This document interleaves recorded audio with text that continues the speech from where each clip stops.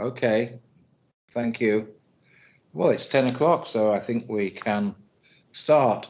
This is Paul Finler, the chairman, speaking. I'm afraid you can't see me for some reason. I don't understand why, but my computer is not projecting an image of me. I don't know why, and they've tried to sort it out, but provided you can all hear me. So, hello everyone and welcome, and thanks for participating in today's virtual meeting of the Environment, Regeneration, Review and Scrutiny Committee. Welcome to those members of the public and other elected members. Have we got any other elected members, Helen, who are attending, as far as you know? No, I don't. Not Chairman. as far as you know. No. Okay. Thank you. Anyway, we have got one member of the public we'll come to shortly who is attending. We're again using Microsoft Teams, so it's a virtual meeting, taking advantage of the legislation that permits formal local authority meetings to take place without us as members being physically present in the same location. Could all those participating please bear this in mind, be tolerant and respectful, and work together to make a success of today's meeting. As to the rules or conventions that apply, there is a facility for members of the public, which we'll come to in a moment, to make statements at the beginning of the meeting. For members of the committee, please could you speak only when invited to do so. If you wish to speak during a debate, please indicate your desire to do so by using the chat facility, which can be accessed via the information bar near the centre of your display. When you're not speaking, could you please, it's very helpful if you could mute your microphone so as to avoid feedback and background noise, and switching off your camera will again help by saving bandwidth. If any member of the committee wishes to raise a procedural point during the meeting, please use the chat facility to indicate your intention to do so, and then you'll be invited to speak. Could members please keep their contributions as brief as possible and to the point, and please try not to interrupt any other member already speaking. Right, I'm just getting the chat facility up. Okay.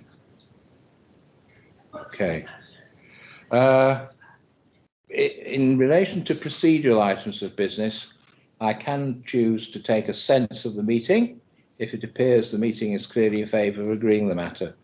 Where I do so, please indicate if you're not content with the proposition, again by using the chat facility. In all other cases, I'll state the members of the committee in alphabetical order, and then will you please indicate on a vote whether you wish to vote for, against, or abstain. Please, will all those present bear in mind the meeting's been recorded and streamed live. So could you now identify yourself, members of the committee who are present, please, starting with Quentin Abel, the Vice Chairman. Good morning, Chair. Good morning. Liz Braithwaite. Good morning, Chair.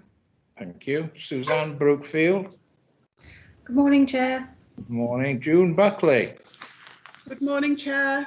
Tony Dean has had to go to the dentist, so he apologises. Ashley Farrell. Good morning. Hello. Peter Groves. Good morning, Chair. Morning. Mike Hunter.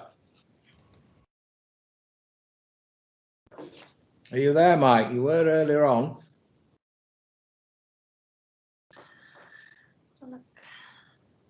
No?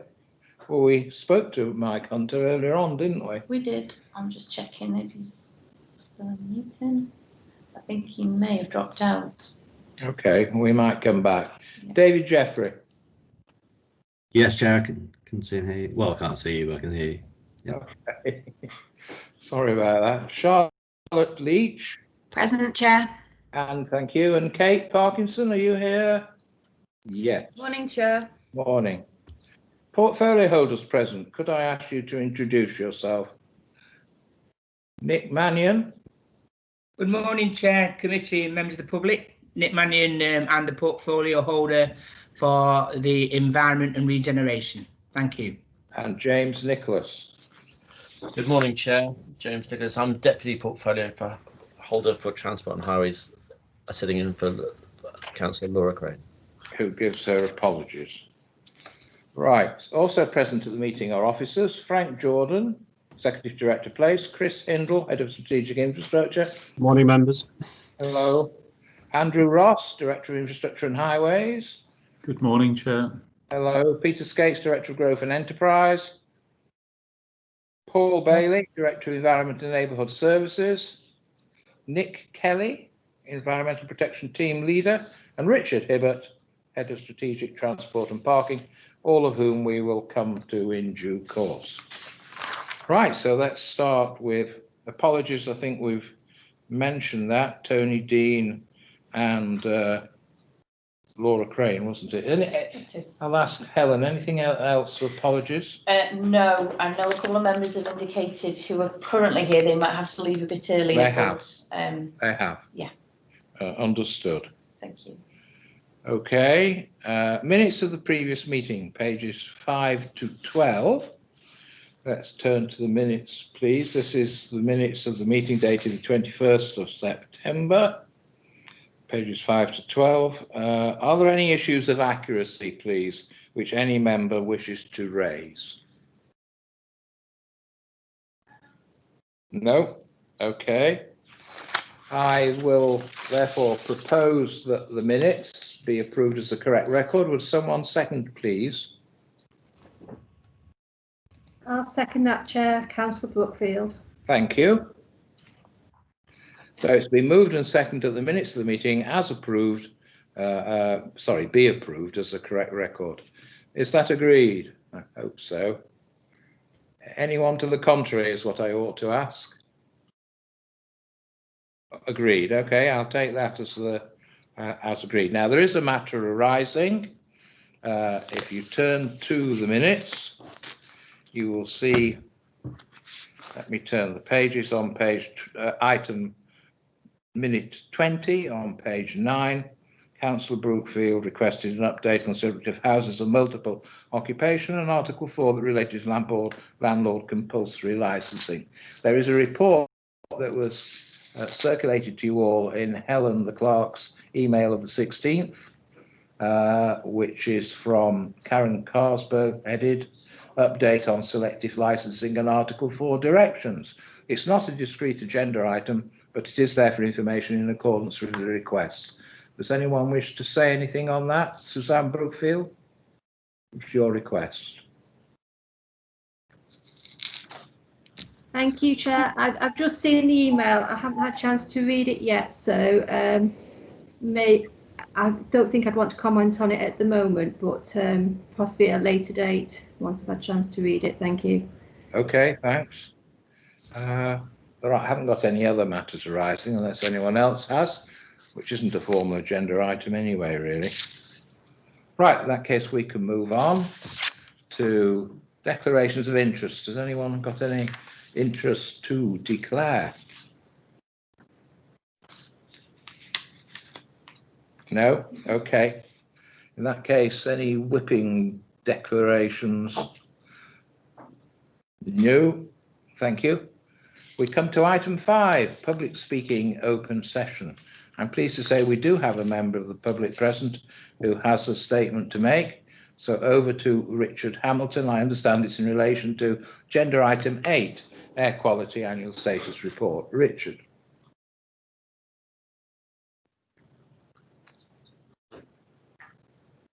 Hello, Chairman, can you hear me? Yes, fine. Thank you very much, first of all, for permitting me to join the meeting today. And to preface remarks by saying how pleased I am to see that across the borough, air quality is actually improving. And that's very pleasing indeed. Could I say that some time ago, Cheshire East Council introduced a horizontal distance adjustment to the air quality monitoring results for nitrogen dioxide to allow for the distance between the receptors and the face of buildings. This was a reasonable adjustment and produces a more accurate result.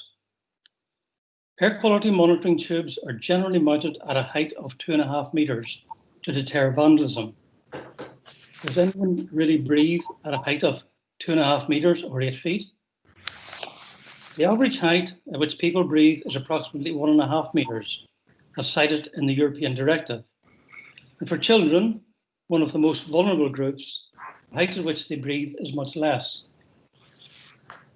Nitrogen dioxide is heavier than air and is therefore likely to be more concentrated at lower levels.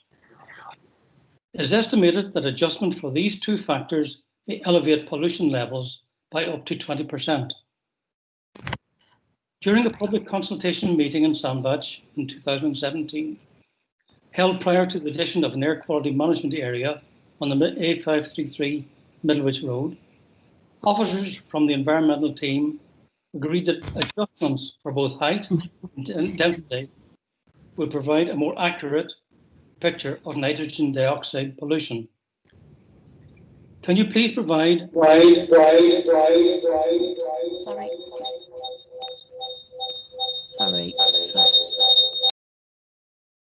Can you please provide assurance to the residents of Cheshire East that the current air quality monitoring results and the reports to DEFRA, including the one to be approved today, include adjustments for both vertical displacements and density, as well as horizontal displacements, in order to provide a more accurate presentation of nitrogen dioxide pollution in the borough? Thank you.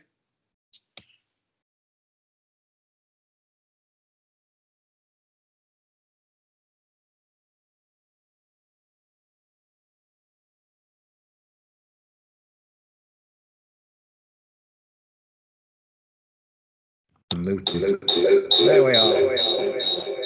Oh, hold on, folks. We've got some feedback problems.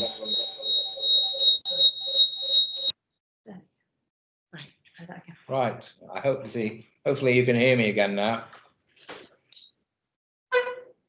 Paul Bailey, have you got any immediate response to what Richard Hamilton has said? Thank you, Chair. So with regards to the height of nitrogen dioxide monitoring tubes, the Council does follow the diffusion tubes for ambient nitrogen dioxide monitoring practical guidance for laboratories and user, which is a mouthful, which states, ideally, samplers would be placed at breathing height, but in order to reduce theft of tubes, it is recommended that tubes are placed at a height of 2 to 4 metres. So where possible, our tubes are placed at breathing height, but unfortunately this is not possible in the majority of locations due to theft and interference from the public. With regards to applying a correction factor for the height, currently DEFRA only requests that tubes are corrected for distances, and as such we would not be permitted to correct for height. The height of each monitoring tube is reported within the annual status report that is presented to members today and has been submitted to and accepted by DEFRA. Thank you, Chair. Well, thank you for that response and for the question. Okay, can we move on to the next item, which is the first substantive item of business today? Item 6, Crew Centre Regeneration. I understand Frank Jordan's going to introduce it, followed by Peter Skates and Andrew Ross contributing. Okay. Thank you, Chair. Just before we move on, can I just say I've re-entered the meeting. I got thrown. It just the whole system just went down on me for some reason. But I'm just letting you know that I'm back in before the. Yes. Hello, welcome back. Anyway, I do apologise for that. I'm not sure what happened, Mr. Chairman. These things do happen electronically, don't they? Okay, over to Frank Jordan. Yeah, thank you, Chair. I'll just introduce this item and then Peter and Andrew are going to provide some more information to support members' understanding of the draft paper, which is going to Cabinet in November. So Crewe is a town of national importance and significance. Firstly, because of its national connectivity and infrastructure, it's a town that supports connectivity right across the North Midlands and also the North West. It also supports a significant economy, not just within Cheshire East, but in a wider area as well, and it's home to a number of significant businesses. However, despite that economic success, it isn't a town that's successful for everybody. It is one of the most deprived parts of the borough, and 6 of the areas of Crewe in the top 10% of the most deprived communities. And our tartan rug, which is a summary of our joint strategic needs assessment, highlights the issues for the local population in Crewe, in particular around health outcomes, economic outcomes.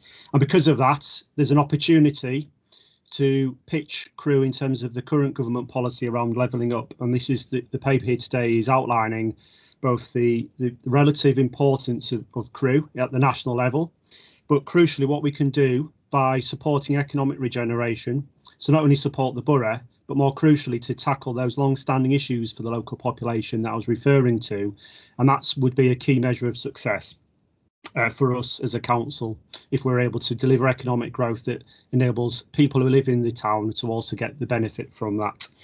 So the key thing that we really want to focus on is raising the ambitions and the aspirations of the people of Crewe, being very positive about the future that Crewe has, and having clear and understandable interventions that we want to walk through today to actually deliver those outcomes. And in particular, the focus is supporting the regeneration of the town centre and also the Crewe hub station, but also ensuring the strategic links between the two, coupled with other interventions we want to make around things like housing, improving the quality of housing. Now, Crewe is, as I mentioned, significantly important to the borough, and getting the strategy delivered that creates a successful Crewe for all the people who live in Crewe as well supports the whole borough. It will support the economic growth, further economic growth in the borough, but also will support revenue contributions to our overall budget plan. So whilst this is a focus on Crewe, getting Crewe to be a successful town will support our overall ambitions as a borough council as well. So before I hand over, what this slide outlines is interventions we've made up until now, those that are planned and those that we really want to focus on over the next 4 to 5 years. But I think the key thing we've handed over to Peter is that the next slide, we've got a significant opportunity to really be positive of Crewe, for the local population, for Crewe's contribution to the borough, but also to its contribution to the UK agenda and to support government in what it's trying to achieve in terms of delivering economic growth, particularly in a post-COVID world. So I think the key thing for us is we want to really strengthen the messages we're putting out there around this significant package of intervention we want to put into one of our major towns in the borough. The other thing I would just highlight further on in the agenda, Peter is going to outline our further plans to support other towns in the borough, particularly around the vitality plans and economic recovery plans. So that'll be something that we'll reference in the next agenda item, Chair. So I'll hand over to Peter at this stage, who's going to provide some more detail regarding the town centre. Then I'll hand over to Andrew, who will then provide some further detail about Crewe hub station. Okay, thank you. Yeah. Thanks, Peter. Thank you, Frank. Thank you, Chair. Gates, Director of Growth and Enterprise. Back in February, we brought an update to Scrutiny regarding Crewe, Macclesfield and the wider market towns across Cheshire East. At that briefing, we highlighted the Future High Streets Fund, and Crewe was one of 101 towns that were shortlisted for a Future High Street grant funding. We have taken forward our full business case and we've submitted that to MHCLG with an ask of approximately 20.5 million of funding. We expect MHCLG to make an announcement on whether we are successful or not in November, and should we be successful, we are looking for Cabinet authority to accept that award of grant. The High Street funding projects focus on a number of key initiatives and elements. We want to try and improve the accessibility and permeability into and around Crewe town centre. So we're looking at greater active travel, pedestrian links, etc. Residential schemes, we want to bring back some in-town living. So we've identified a number of the current car park sites for potential residential development. Those car park sites will become available whenever the new multi-storey car park is developed in Crewe town centre as part of the Royal Arcade. History Centre is an initiative with colleagues in Cheshire West, which is about providing new archive centres, looking at archives of both Cheshire West and Cheshire East. Location for that is around the municipal buildings. We also want to take forward 2 new co-working spaces that are targeting at the technological and digital innovation sectors. So try and provide some startups for new employment there. And we're also looking at a potential heat energy network within that core of Crewe town centre. In addition to the Future High Streets funding, the government also awarded Crewe as one of our 100 towns up to £25 million worth of town grants fund. So this is different from Future High Streets. It's more focused on wider town and longer economic development initiatives and schemes.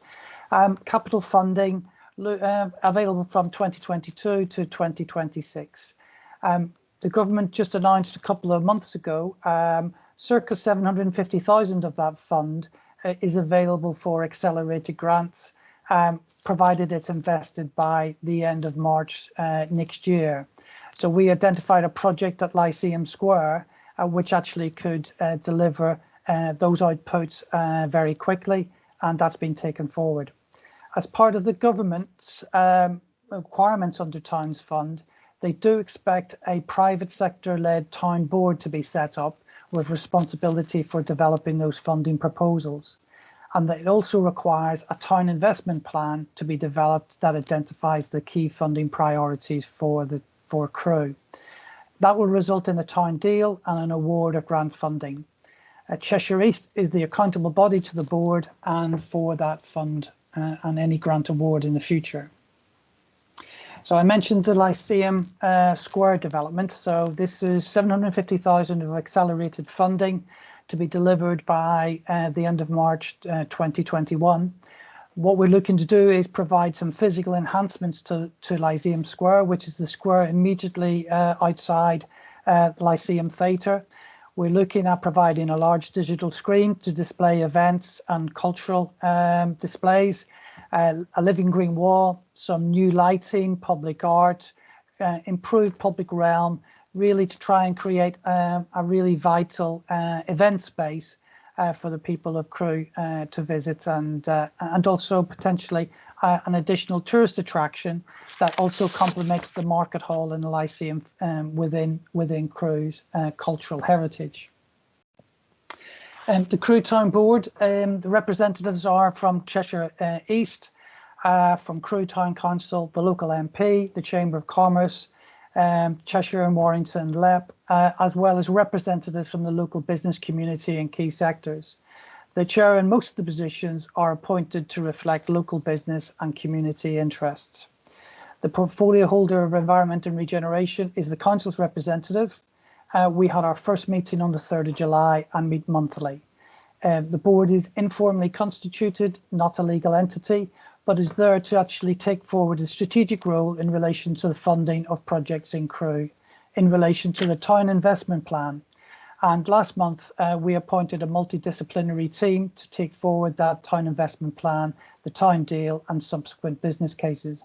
That team is led by Hatch Associates, supported by Hemingway Design, Cushman & Wakefield and Groundswell. So in terms of a lot of developments are actually in train at Crewe at the minute, so there's a lot of new momentum. And the Royal Arcade demolition of the existing vacant and derelict building will commence this month, and we're expecting some good news and progress on the development of Royal Arcade this week. Crewe Market Hall has appointed its market operator, and we are looking for that new facility to be open next spring, and that will provide quite a vibrant food and beverage offer into the centre of Crewe. And that being developed roughly at the same time as Lyceum Square provides, some good new interventions into Crewe and the heart of Crewe by next spring. So that was a very quick update on Crewe. The purpose of the scrutiny report and the cabinet report is that it notes that the council is the accountable body for the board, and it delegates authority to the portfolio holder in consultation with executive director for place and the approval of town board to submit a town investment plan to government and to submit a future bid for towns funding. It also delegates, as we have to accept grant awards, so to accept the government grant for the Towns Fund Accelerated project, and also, should the council be successful in future high street funding, accept the government grant for that and deal with the associated conditions that are required under that funding agreement. So, Chair, if I could pass on to colleague Andrew Ross to go through HS2 and transportation elements within Crewe. Okay. Thank you, Chairman. Well, and hello to all members. And Peter, I believe you're going to drive this for me, so thank you very much. Just by way of introduction, the update to Cabinet is on the back of a response from our colleagues in government in MHCLG and DFT, and it relates to the impact of COVID on the project. I hope what you'll see from the slides that update on our plans is that our ambition is the same. We're seeking the same outcomes, but the revisions that we're seeking are around phasing and scale. And the Cabinet report, is how we intend to move this forward. We are still clearly working very closely with government on the whole programme, and our key ambition has always been around getting Crewe Hub to serve the high-speed rail networks. That's both HS2 and into the future the Northern Powerhouse Rail Network.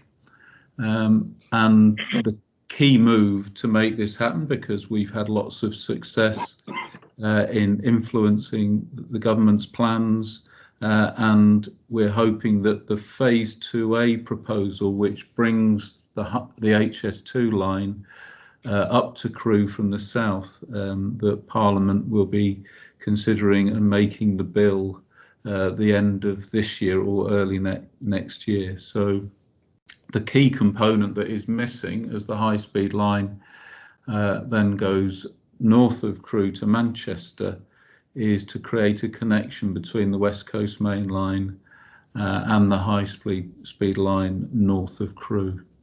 And then also we're still working with government around bringing forward the station elements, which I'll cover in the presentation. Next slide, please, Peter.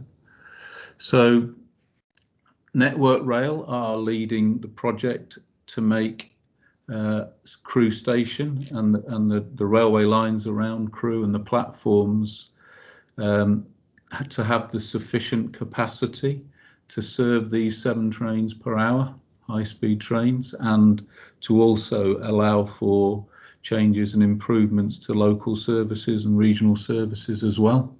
The image on the left-hand side of the slide gives just an early indication of what that might be about, but it's in effect extending platform capacity to the west, and increasing the scale of the station and the size of the station. Next slide, please, Peter.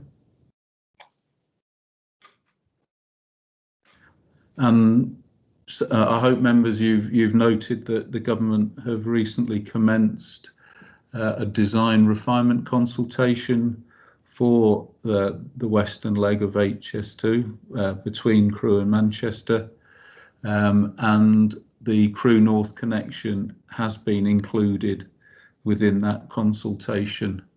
The other notable element of the consultation relates to the Crewe North rolling stock depot, which will actually be located clearly north of Crewe, but equally south of Middlewich and Winsford. If these proposals come forward, the rolling stock depot will provide potentially around 600 direct jobs of something of that order, and then clearly quite a lot of other jobs within the supply chains locally.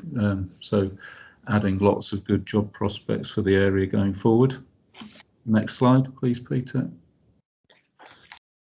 Now we're on terms of the enhancements to Crewe Station. Clearly, you'll have seen from the earlier slide the expansion of the station to the west. The HS2 trains coming to Crewe are going to be two 200-metre units joined, which means they're 400 metres long, extremely long trains. It's long been our ambition to see a new transfer deck located in the central aspect of the station across all the platforms, the expanded platforms, with a new access point out onto Western Road, which is actually on the east side of the station. We're now working closely with government and Network Rail on how that can be best delivered. The revised proposals are, looking to government to try and drive that and take that element of the scheme forward, and or if it can't be achieved by the first delivery blockade of the railway works in 2025, that passive provision or significant passive provision is put in place that it could be delivered at a point in the future beyond 2025. Having said that, we are still driving and trying to work with government to make it happen during the 2025 blockade. Next slide, please, Peter. So the next set of slides highlights the elements of the scheme that the council is going to look to drive and take forward in partnership with government. So if we move to the next slide, Peter. This is the area and the current existing access to the station off Nantwich Road. I think members, you may have seen this in a previous presentation. This provides, the aim here is to make the station access here, the local access, with much improved environment for pedestrians and cyclists. And we've introduced a much more generous crossing of Nantwich Road, and then the pedestrian cycle deck, in effect heading towards the town centre and the regeneration areas that Peter was discussing in the earlier slides, and provide a much stronger link towards the town centre. And that's in essence the scheme we're looking to take forward. We're looking at obviously access for all modes, from bus, pick up and drop off, taxi, etc. And we're still looking to make the major enhancements for those facilities on the Western Road side of the station, linking onto the new pedestrian and cycle transfer decks, and then hopefully that main new transfer deck for the station access as well. Clearly we're now getting into the detailed stage at this next phase of work, and we need to review the scale and the need for these facilities, and that will come through at this next stage of work. Next slide, please, Peter. And then a critical component is rationalising the car parking around the station. It's one of the things that is frustrating. Change and transformation is the very high numbers of surface level car parks that are dotted around, either private or public, in the vicinity of the station. And what we're looking to do is rationalise those that are in the Mill Street, Pedley Street area, which is the area between the station and the town centre, and relocate those towards this major Western Road entry point. The further work that will then free up that land to support regeneration activity. But what we're trying to do at this phase of the work is to absolutely nail down the scale of the car parking and the phasing of car parking going forward. Next slide. And then the final component is a series of road junction improvements that we want to bring forward at the earliest opportunity. Those are in essence in 3 areas. One is to the west of the station on the left side of the plan. which is the Mill Street, Nantwich Road, South Street, Gresty Road area, where we're looking to make a number of improvements to free up road capacity, but equally improve facilities for pedestrians and cyclists. And again, it links to the wider regeneration of that Mill Street, Pedley Street area as well. So it's important that we get those improvements linked to that development.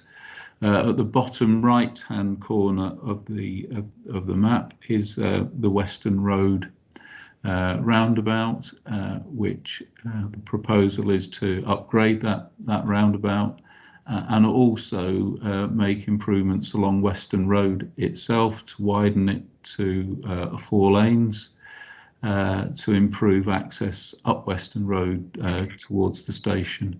And then the third component is going to be around the station access, which is the area just to the right of the station, which is the Crew Arms roundabout and the station access and the roads that feed into those. Thank you, Peter. On what we're saying goes as potential future phases of the scheme, so areas where we're pausing the development work. If you could move on, Peter, is proposed Southern Link Road Bridge, which would be a new road bridge link to the south of the station to vastly improve access for all modes to the station and to the future employment that will hopefully be generated on the back of the hub station and the massive boost to connectivity the area will benefit from. So again, that may require what we call passive provision, where the piers would be sited, and that's something that we would still continue to work on, but pause on the development of the scheme as a future phase. Next slide, please, Peter. The new station entrance, so this is out onto Western Road. Again, we're, as I mentioned earlier, from the image of people on a transfer deck. Really, this work is going to be very much linked to the negotiations with the Department for Transport and Network Rail and how quickly the internal transfer deck can be brought forward. If it can be brought forward in time, then we would also look to bring forward this new gateway entrance to the station onto the Western Road access point, because it would then obviously provide a main point of entrance for the station and access onto the platforms, and also to create the environment from which, you know, hopefully regeneration will flow as we move forward. Move on. This is in essence a summary of all the different elements that Peter has mentioned that I've referred to. So in essence, those first phase schemes come up to about £110 million at the current costing estimates. And how would that be paid for? So if you could move to the next slide, Peter. So we had just submitted a business case to government just before we went into the national lockdown around the end of February, and colleagues in the MHCLG and DFT were reviewing the business case, and then clearly the pandemic changed everything. We received a letter back from government back in May time, and in essence they still wanted to work with us to help bring this programme forward, but felt, given the impact of COVID, that we need to reflect and review the basis of the business case that we'd submitted. And in essence, this is the funding model that is built around retaining business rates, and what we've done to address the issues and the concerns is to expand the area of interest.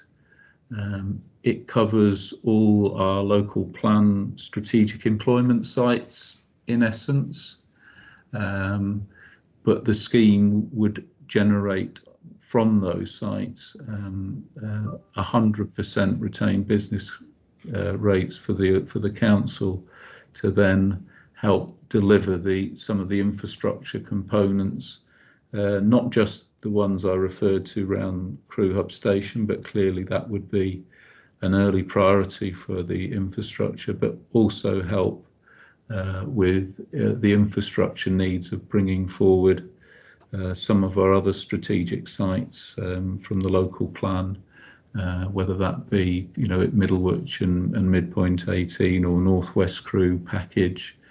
There's other strategic investments that the TIF model could help bring forward. The LEP have driven this phase of work, and the basis extends it into Cheshire West, as you'll see, and Warrington. And the revised draft has just recently been submitted to government, and there's further meetings that are being planned over the next few weeks to garner their response to the revised proposition. That the aim would be to get some sort of indicative approval of the approach by November, and sort of government announcements around budgets, comprehensive spending review timescales to this type of business rate retention model being approved. Next slide, Peter. So in effect, this just summarises the approvals that are being sought from Cabinet. And the final slide, I think, Peter, just summarises all the main recommendations out of the Cabinet report. Thank you, Chairman.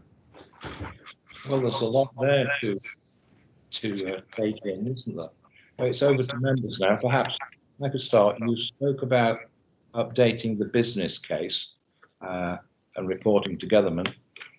What assumptions, can I inquire, have you made about usage of HS2? This will relate to the number of trains per hour likely to stop in Crewe, because post-COVID and people working at home, the usage factor for passengers presumably has had to be projected downwards.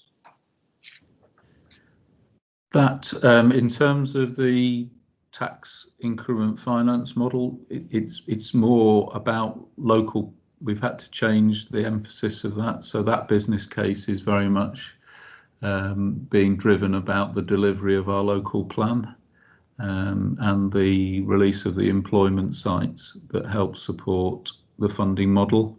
I know that HS2, Transport for the North, and government are revising their sort of assumptions on patronage levels going forward, but I think that the essence of that is that passenger numbers do see them recovering to pre-COVID levels over the next 5 years or so. But again, that work is still ongoing, and we await the outcome of the government's analysis.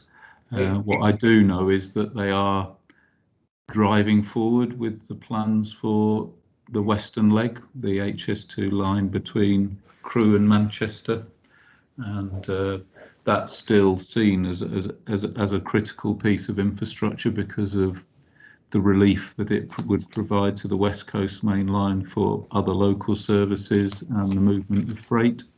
So the business case for that section has remained strong. Yes, I quite accept what you say about freight. Whether or not the current projections will realise in terms of passenger usage, I really would question, but we'll have to wait and see, as you say. It's open to members to ask questions. I'm looking on the chat I can't see anything. Can you see anything? No, Hello? not at the moment, Well, Chairman. I'll ask another question. Looking at the report on page 25, risk management implications, Crewe HS2 hub station at the bottom of that page, and on page 26, it made quite alarming reading part of it about the council will be unlikely to afford a local contribution, suboptimal solutions, and para 663, no agreed funding, even parking on 666 on page 27. Could we end up in a difficult financial, or we could end up potentially in a difficult financial situation? Could we not? Because there's no commitment from government. Do you know if this is likely to change in the foreseeable future beyond 2 HS2 trains an hour? I always read risk management sections with care. I mean, it's an unknown at the moment, Councillor Findlow. You know, the expectation in relation to the consultation on the Crewe North connection, and as I just said, the Western Leg coming forward, that includes reference to 5 to 7 trains an hour to serve Crewe. So you know, even though nothing is certain until the contracts are signed and the work has started and the bill has been enacted, all the indications are that the phase 2A scheme is coming to Crewe, that Network Rail will be upgrading the infrastructure at the station, and that the Western Leg to Manchester, that they're serious about introducing the Crewe North connection, which, with all of those elements in place, that facilitates, in effect, what would become 2 trains an hour to London in 50 or so minutes, 55 minutes, with a connection at Old Oak Common, which would get you to Heathrow and Canary Wharf. And then a 20 odd minute journey into Manchester via Manchester Airport, and then a less than 30-minute journey into the centre of Birmingham. Crewe is going to be at the heart of the national high-speed rail network, so it has a huge platform in terms of services that come into Crewe, and that's why the business case has proven to be so strong to add in this Crewe North connection. So there are risks that some of these things don't happen, but the moves that government are making and the fact that they're consulting on something give us confidence that that things will turn out how we hope. Having said that, I think a lot of the types of measures that we're talking about, they're probably things that we would want to do in Crewe anyway if the high-speed network didn't ever come forward. They address a lot of the historic challenges that around the station that Crewe's experienced, and would support regeneration and development in the town per se. Thank you, that's assuring. I've got 2 speakers now, starting with Suzanne Brookfield, please. Chair, could I just add something more to what Andrew Ross had highlighted before you open up to members on the risk issues? So the report asks members to note that we're not making a financial commitment to this stage to the station. It's submitting an updated business case. If we get a favourable response from government and from Network Rail and Avanti, then we'll form a report and seek financial approvals via Cabinet to full council. There is one risk that's highlighted at the work being delivered to date may not be able to be charged to capital, but as Andrew's outlined, there will be some form of scheme, we believe, in Crewe and round the Crewe station, so we'd be able to charge that. I think the key risk would be it'll be an adjustment to the pace and the scope of the scheme. And the other risk, I think, to highlight is what I was referencing earlier, is the missed opportunity to support economic growth and supporting the local community. So that's just to give that assurance, Chair, that we're not making a financial commitment at this stage. It's to submit the business case and then seek approvals back from government before we formally commit as a council. Yes, Thank you. I was referring to the section that talks about unlikely, the council will be unlikely to be able to afford a local contribution towards the station in that suboptimal solution. Okay, you've Does that give you assurance, Chair? Thank you. Thank Suzanne you. Brookfield is next. Thanks, Chair. I welcome the report and everything that the officers have said. Very welcome to be kept up to date, and it's all really quite positive, which is good. And I'd particularly like to thank the Mr. Jordan's reference, please, to the particular demographics of Crewe. I mean, there's a lot of perception that Crewe gets everything,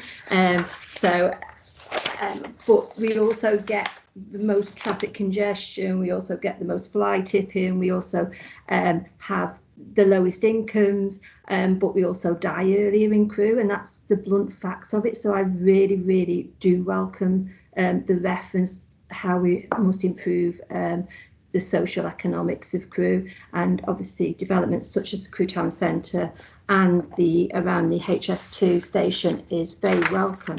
However, and I appreciate how hard all the officers are working on this, but what I particularly wanted to ask, and I may have further questions further on into the discussion, but I noticed the demolition order, and the demolition is to take place imminently, and I am concerned that the development agreement is still not signed, and I am conscious that and aware of the difficulties surrounding this, and things have changed greatly over the last 9 months or so. The concerns are, speaking to residents, we've been promised a lot in Crewe, and we've had some, obviously, but not to fulfil the potential of the town.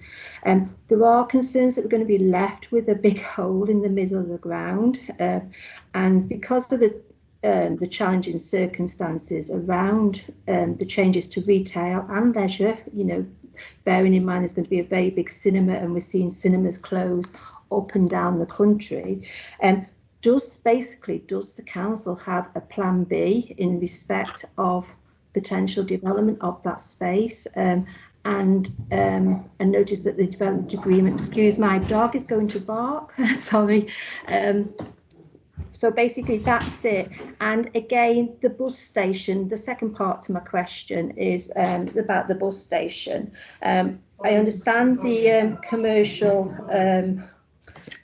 connection with Arriva, but the bus station continues to deteriorate rapidly, and its service users of the bus station tend to be older, more infirm, and it's important with winter coming up that the condition is really kept on and looked at and checked very regular. So an update on the bus station would be welcome, because it is absolutely, I think it's a hazard, so it needs to be addressed as a priority. Thank you.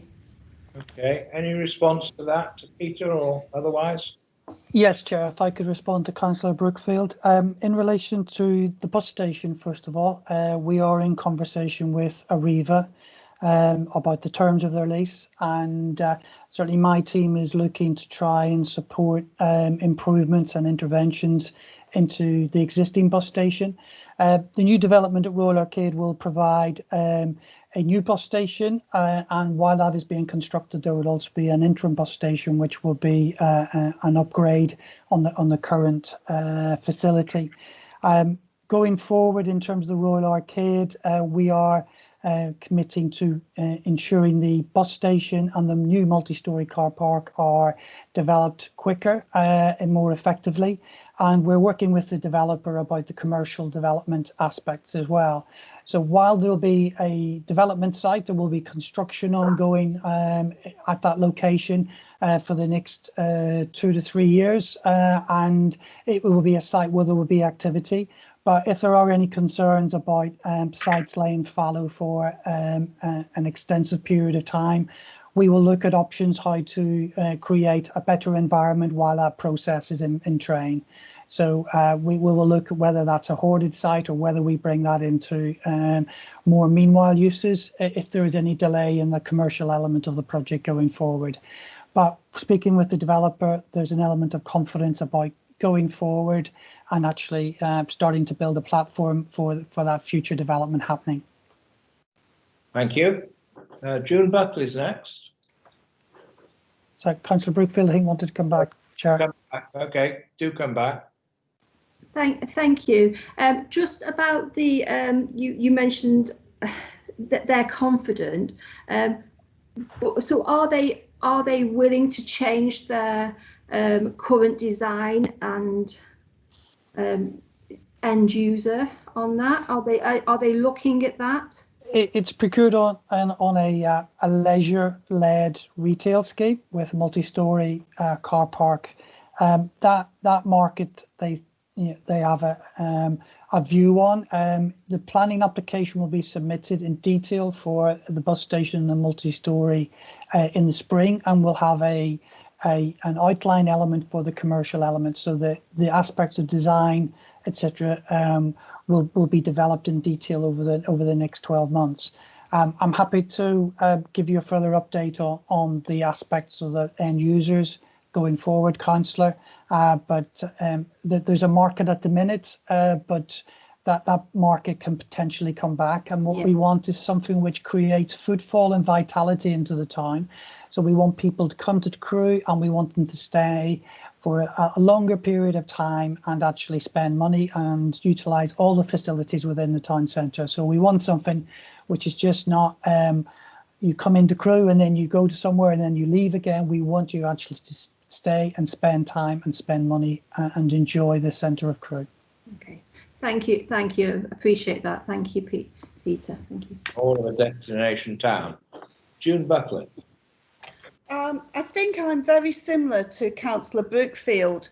I'd written down, can you hear me okay? Yes. Yeah, I'd written down about housing. Is it 39,000 housing units that were in, or 3,900? I wasn't just sure. Nobody? Was this on the... Who can answer that? Yes. I suppose, can you hear me? Yes. Yeah. I think was that Ross was trying to reply to your question. Sorry. Yeah. Can you there? Shall I continue with what I was saying and then get the answer at the end? And I was very conscious of what Frank Jordan said about a missed opportunity, because I do think at the moment we're in the midst of this that could last for about another 18 months at least. But once we come out of it, if we've shelved things, we really will have missed the boat. So I think my thoughts are I'd like to see it progress, but I'd also like there to be developers with a plan B. So if it looks like cinemas and leisure in town centres become not so appealing and lots of shopping, will the developers then put more housing in, more schools and that sort of thing?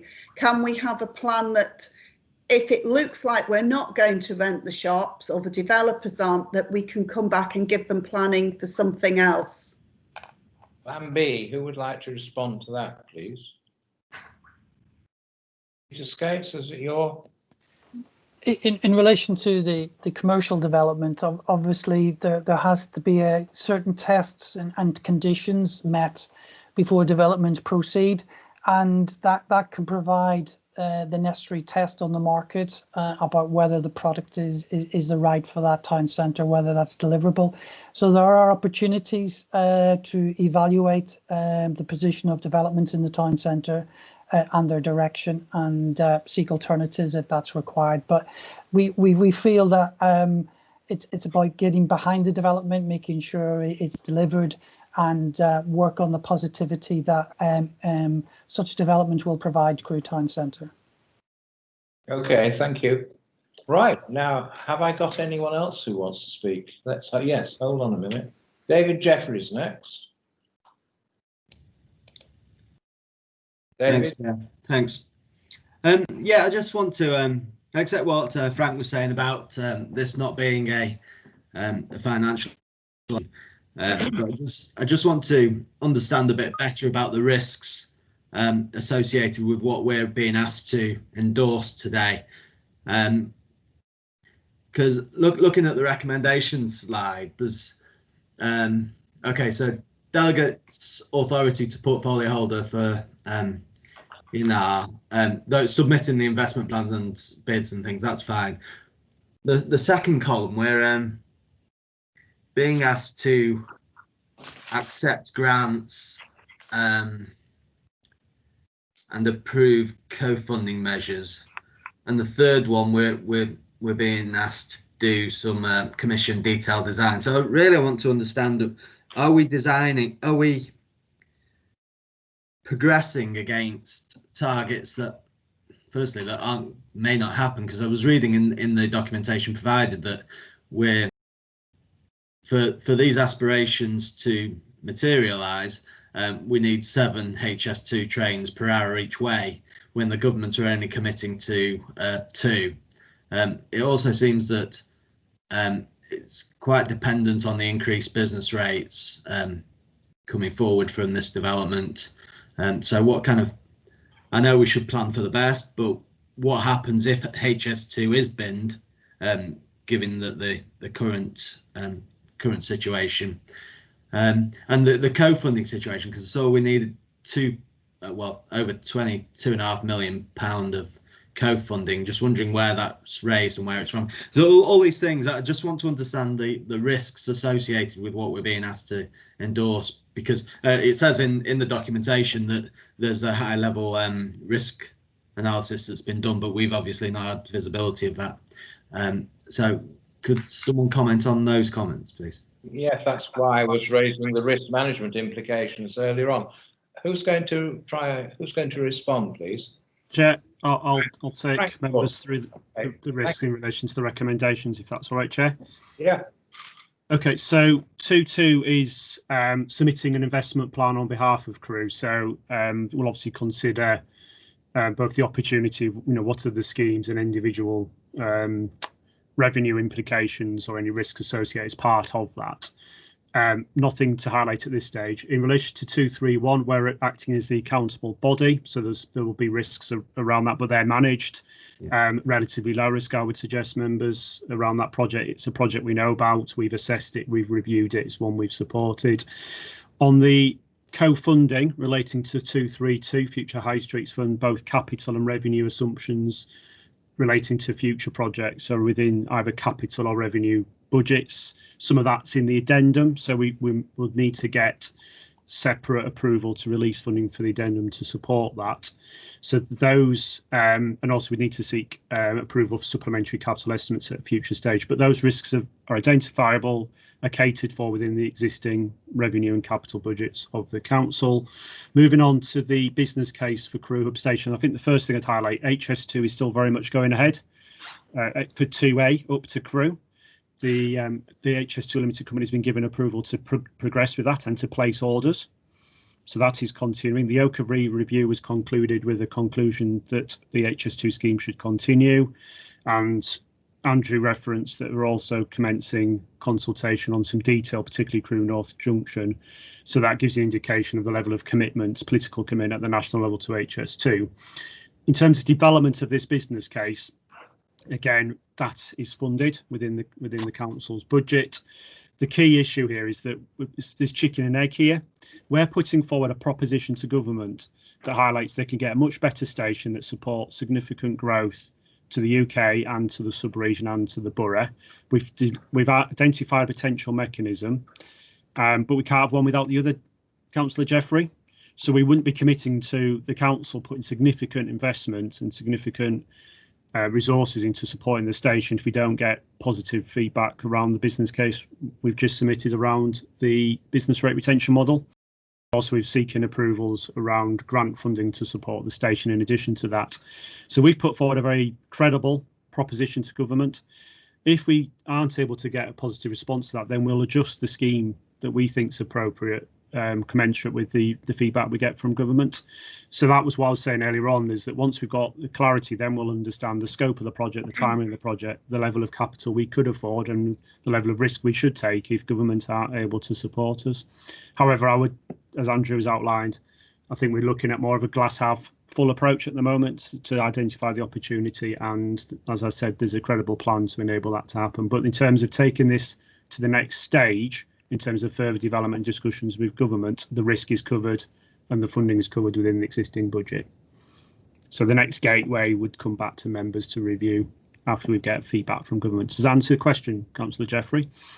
I think so. Yeah, really, I want to understand, because to me, this whole crew plan seems to hinge on the level of increased activity, i.e., the number of trains that are coming in. So, what warm feeling are you getting from government that the target that we need of 7 trains is actually going to happen? If they're only committing to 2 at the moment, there's a big gap there. Yeah. Chair, could I respond through you, Chair? Yes, follows on nicely from my point. So 2 key signals, and pardon the pun there, but 2 signals that government have, given that they are committing to that full connectivity. First of all, they've adjusted the track layout, so it's referenced in the report. It's a technical title of track layout G13C. That enables the connectivity, the longer platforms that Andrew was referencing. The Crewe North connection, which is in the consultation, that's again a very significant step. We've been lobbying for quite some time to have that included. As part of their refined proposals, means that effectively if we get that junction, that enables trains to come out north of Crewe Station and then rejoin the HS2 line. So that gives us increased connectivity north. So having the track layout and the increased connectivity to the north, plus we've got the Handsacre link still in the proposals, which is the junction to a train path up to Macclesfield. Those are all positive signals from government that they're wanting to work on the full connectivity model. What we're really now looking at is the detail around the layout of the station to improve its connectivity and passenger environment. That's the key things that we want to influence. It's not absolutely confirmed, but given where we were 2 years ago, getting that track layout and that Crewe North junction formally proposed by government is quite a significant step from government, plus the political commitment to HS2 as an overall scheme, certainly on the western leg up to Crewe. Okay, perfect. Thank you. One thing I noticed was it seemed somewhat premature to go as far as authorising commissioning detailed design for the Crewe Hub station, given there's so much water to go under the proverbial bridge. Why do that now? Isn't it premature?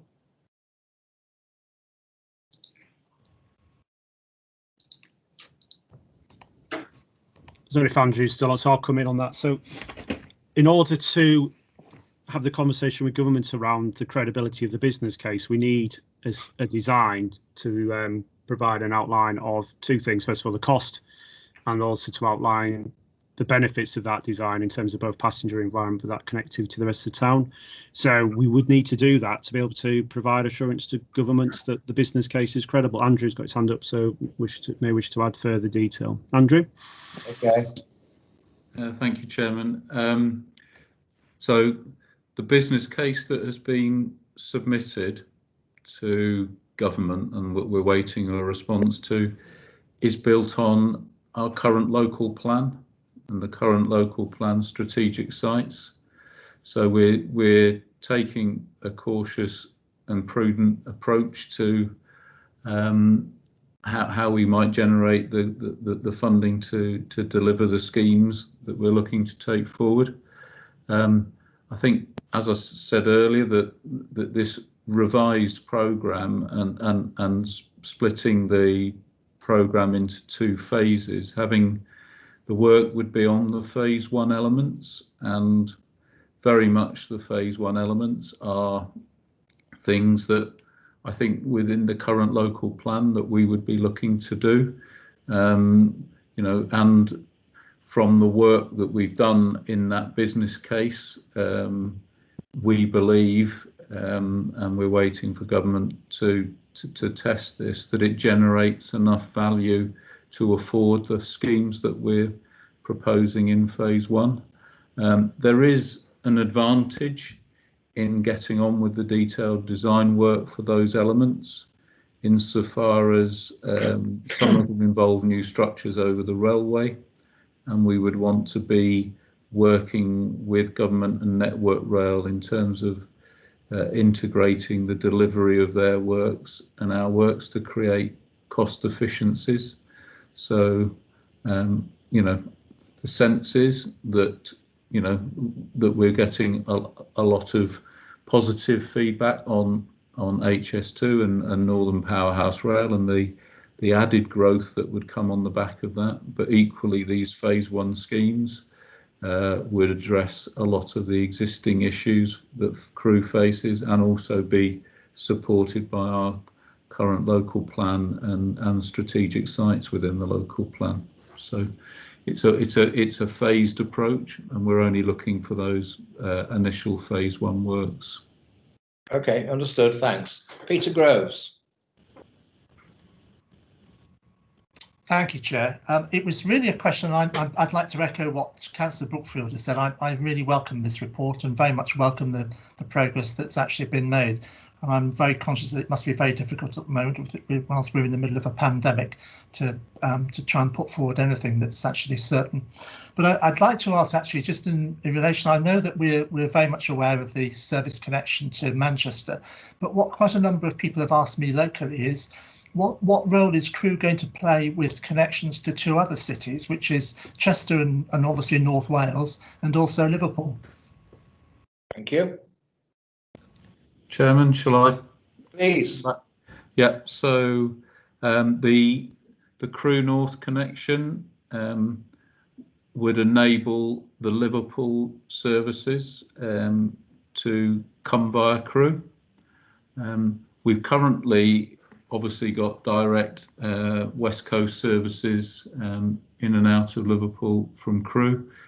Going forward, the 2 London fast trains from Crewe are the Liverpool trains, and so they would continue. So Crewe would still have its connectivity to Liverpool, and Transport for the North are working with the Department for Transport on the Northern Powerhouse Rail network, which is the east-west link, and the proposal would be to from the western leg of Crewe to Manchester is to take a spur across into Liverpool.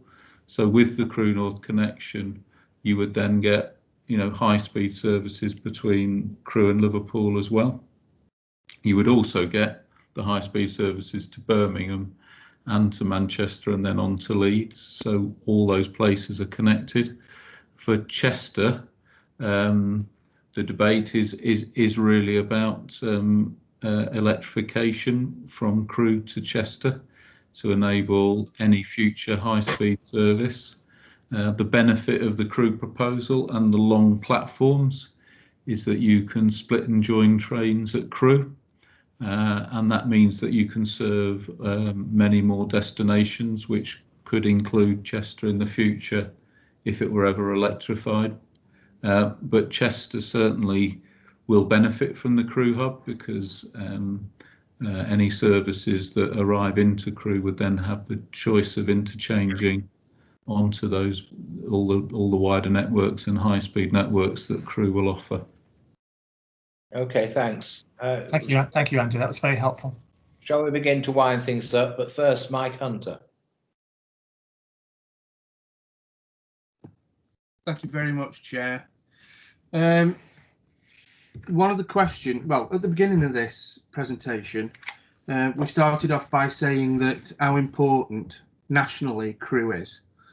Well, and we've just had a question on connectivity to the wider cities in our sort of area in Cheshire and just slightly beyond. And that's all very well and good, but what I've said this before and I'll say it again, HS2 in Crewe, it will be like our Manchester airport locally. And the most important connectivity will be from the local areas. Everything that comes from outside our local area is cream on the cake. But what we have to do is get people into Crewe, which used to come into Crewe.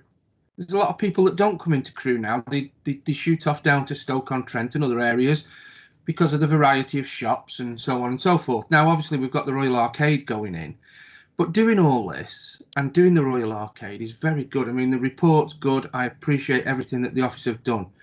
But I don't see anything about local connectivity that's going to change. How are you going to get people from the surrounding areas into Crewe? How are we going to get them back? And I know that the council is taking a chance because of what's happening in the pandemic, but let's be quite straight about this. If we don't get in the position that we need to be in when the pandemic's over, it's a lose-lose. It's not a win, it's a lose-lose. So the work that's being done is fantastic because we've got to get ourselves into the starting blocks or onto pole position. But what about local connectivity? It's it's local people that will keep this driving, not so much the people from outside. Thank you, Chairman. Just an interesting point. Any response? Well, Paul, Chairman, and thanks for your comments, Mike.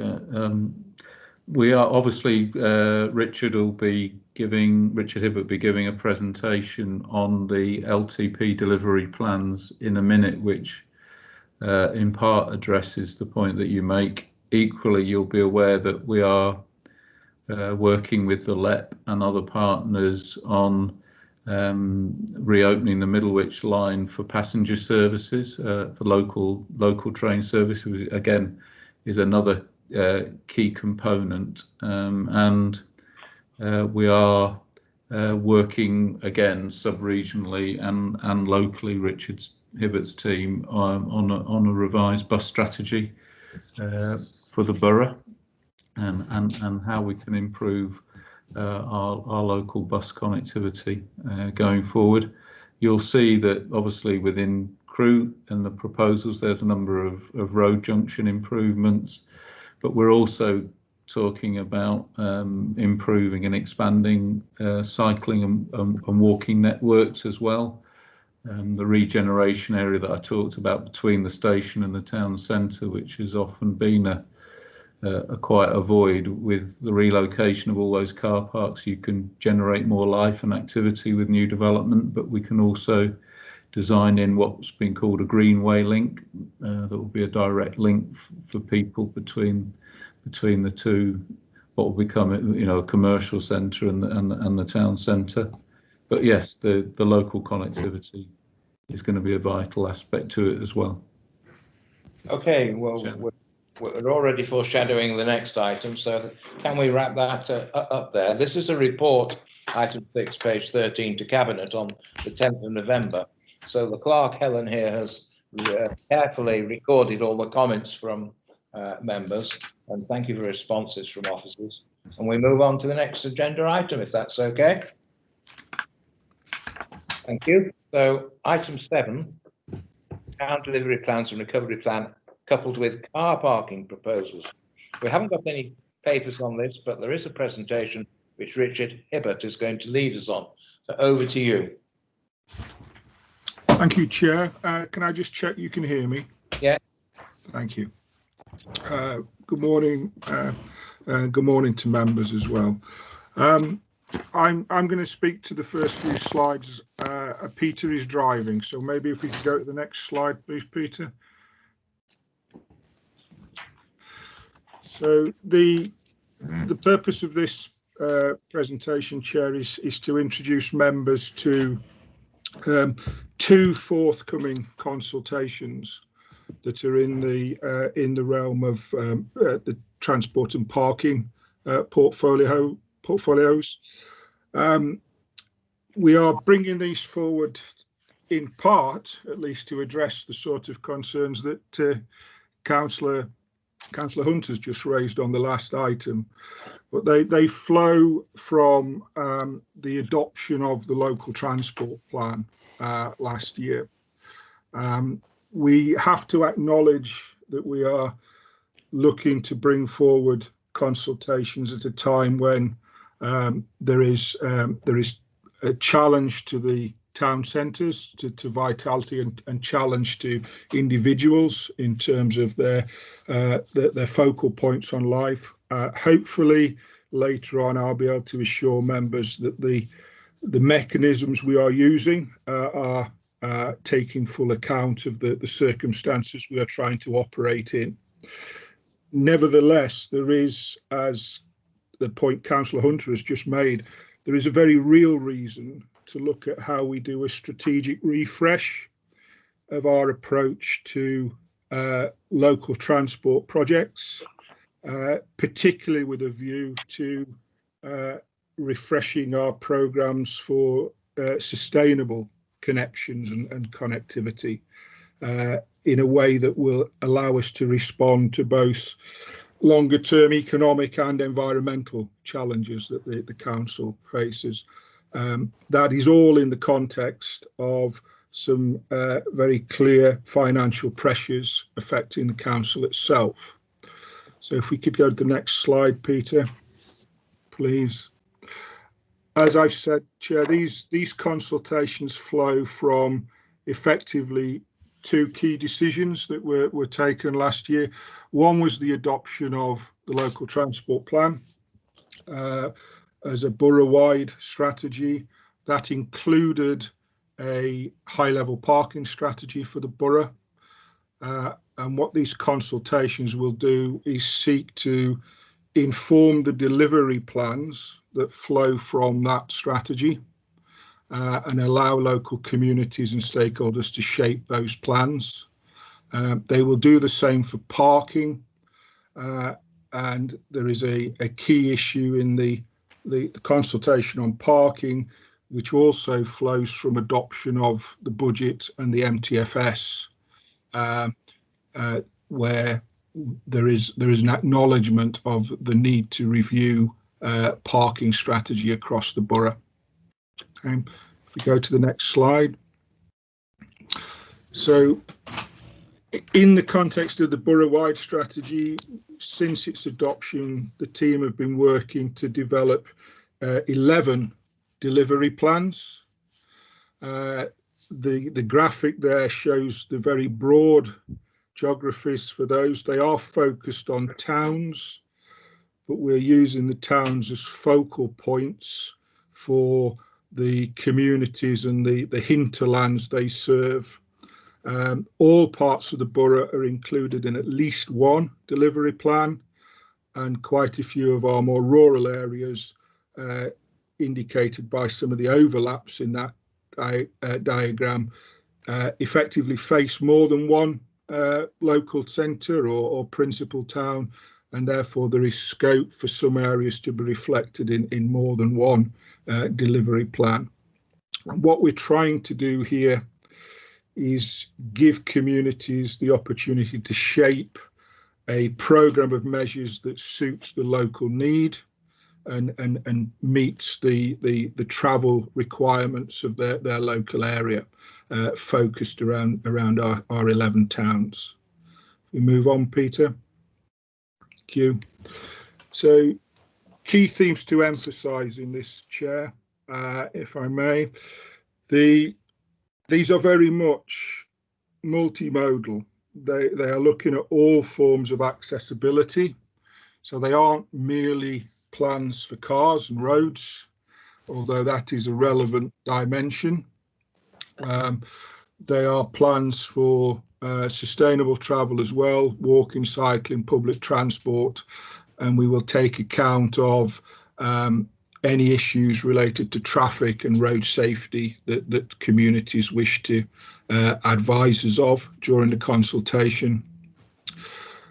There is clearly a close link to the quality of public realm and the level of access to our town centres.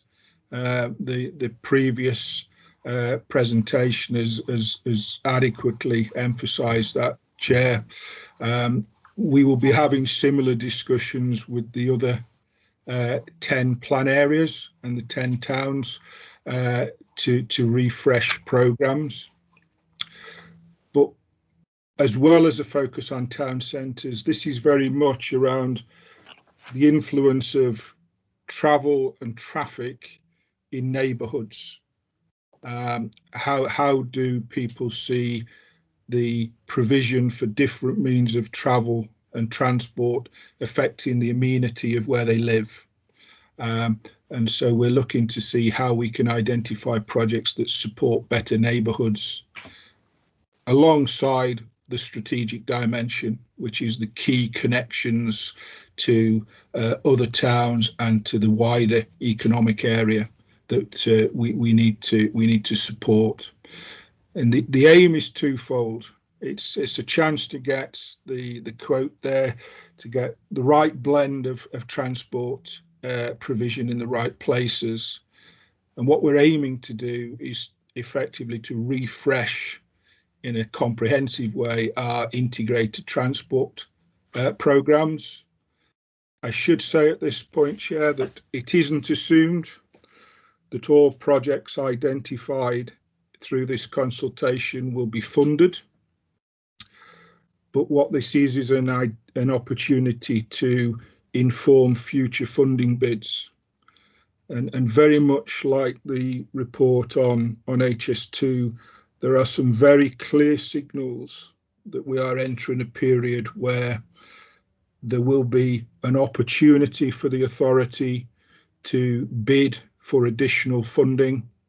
There is a £2 billion bid on the horizon for walking and cycling, and there is a £3 billion programme nationally for bus. So this consultation will be instrumental in informing the projects that Cheshire East may want to put forward into those bidding opportunities. There is core funding through the local transport plan block grant that is an annual programme where some of these projects will be delivered. If we can move to the next slide, Peter.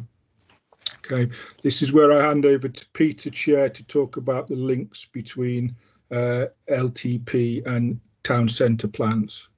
Okay. Thank you, Richard. Thank you, Chair. Back in February, I provided Scrutiny with a presentation about our market towns as well as Crewe and Macclesfield, and we referenced the town centre vitality plans. And at that time in February, we were looking at 2 phases to take the vitality plans forward. The first phase of 5 of the 9 towns, and the second phase of the remaining 4. And that was based on an intention to go out and consult with the public. And I think with the advent of COVID, a month later, and in those subsequent months, we've taken a bit of a rethink about whether it's actually tangible to have extensive public consultation.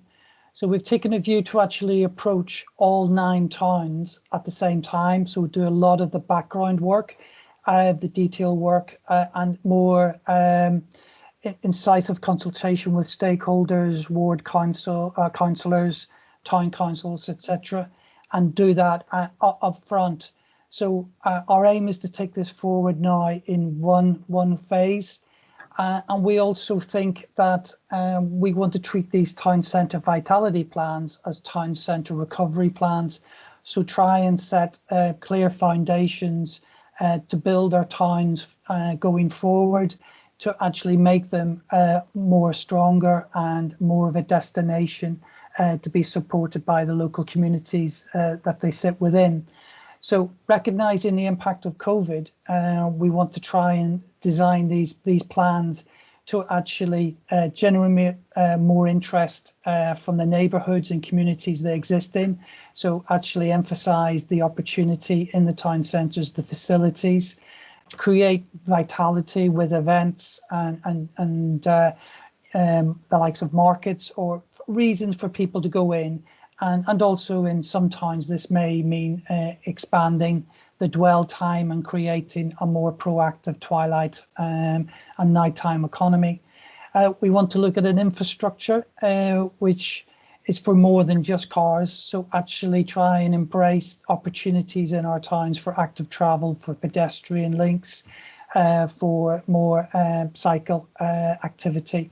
So really try and take the opportunity to see how the changes in lifestyles from COVID could be embraced and enhanced. So more people working from home, there's less commuting traffic, There could be some decentralisation from our major conurbations such as Manchester, Birmingham, Stoke, etc. So does that create more opportunities? So we'll be looking at how we can take that forward. Also, well-being and lifestyle is of greater importance for our mental health. So how do we give more importance to the leisure and the environment in our town centres? And we need to explore how the public sector can actually bring forward more investment, encourage additional private sector investment as well, but really showcase what our market towns can offer nationally and internationally as well. So we think it's very important that our town centre vitality recovery plans are aligned to and complement all the similar plans and initiatives that are being brought forward by Richard in terms of the LTP. So we want to work closely and we have appointed a consultancy team led by Cushman and Wakefield, Mott MacDonald with their transport background and in terms of environmental standards, open optimised environments. And we want to work with all Cheshire East's existing officers in regeneration, highways and planning, but also work very closely with all the town councils to make sure that we have a synergy in our thoughts of how we can really improve our town centres. So again, that alignment, that synergy between the local transport work and the LTP plans that Richard alluded to there in the start of the presentation, we really need to see how that integrates and complements each of its initiatives. So we've started a timetable of consultation. We're speaking to ward councillors, town councillors and key stakeholders at the minute, and that will continue through into October. We'll do some initial analysis of each town because every town will have a different need in terms of improvement. Every town is different and will require some incisive focus on what could actually improve a town in a better way.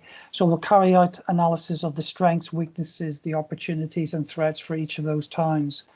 Officers then towards the end of the year will engage in drafting forward some major opportunities that could be considered for each of the towns. We'll then have further stakeholder workshops, again with ward councillors, town councils and other stakeholders, try and identify the key interventions for each of the towns before developing a draft version of the vitality recovery plans. We'll then seek to be in public consultation this time next year, and those reports will respond to that consultation before we draft up a final plan for recommendation to scrutiny and cabinet.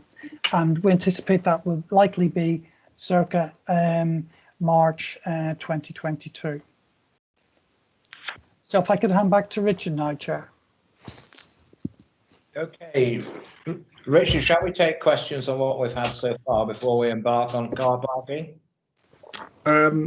It may help, Chair, if we run through to the end, if that's acceptable. Because you've integrated it. Okay. Yeah.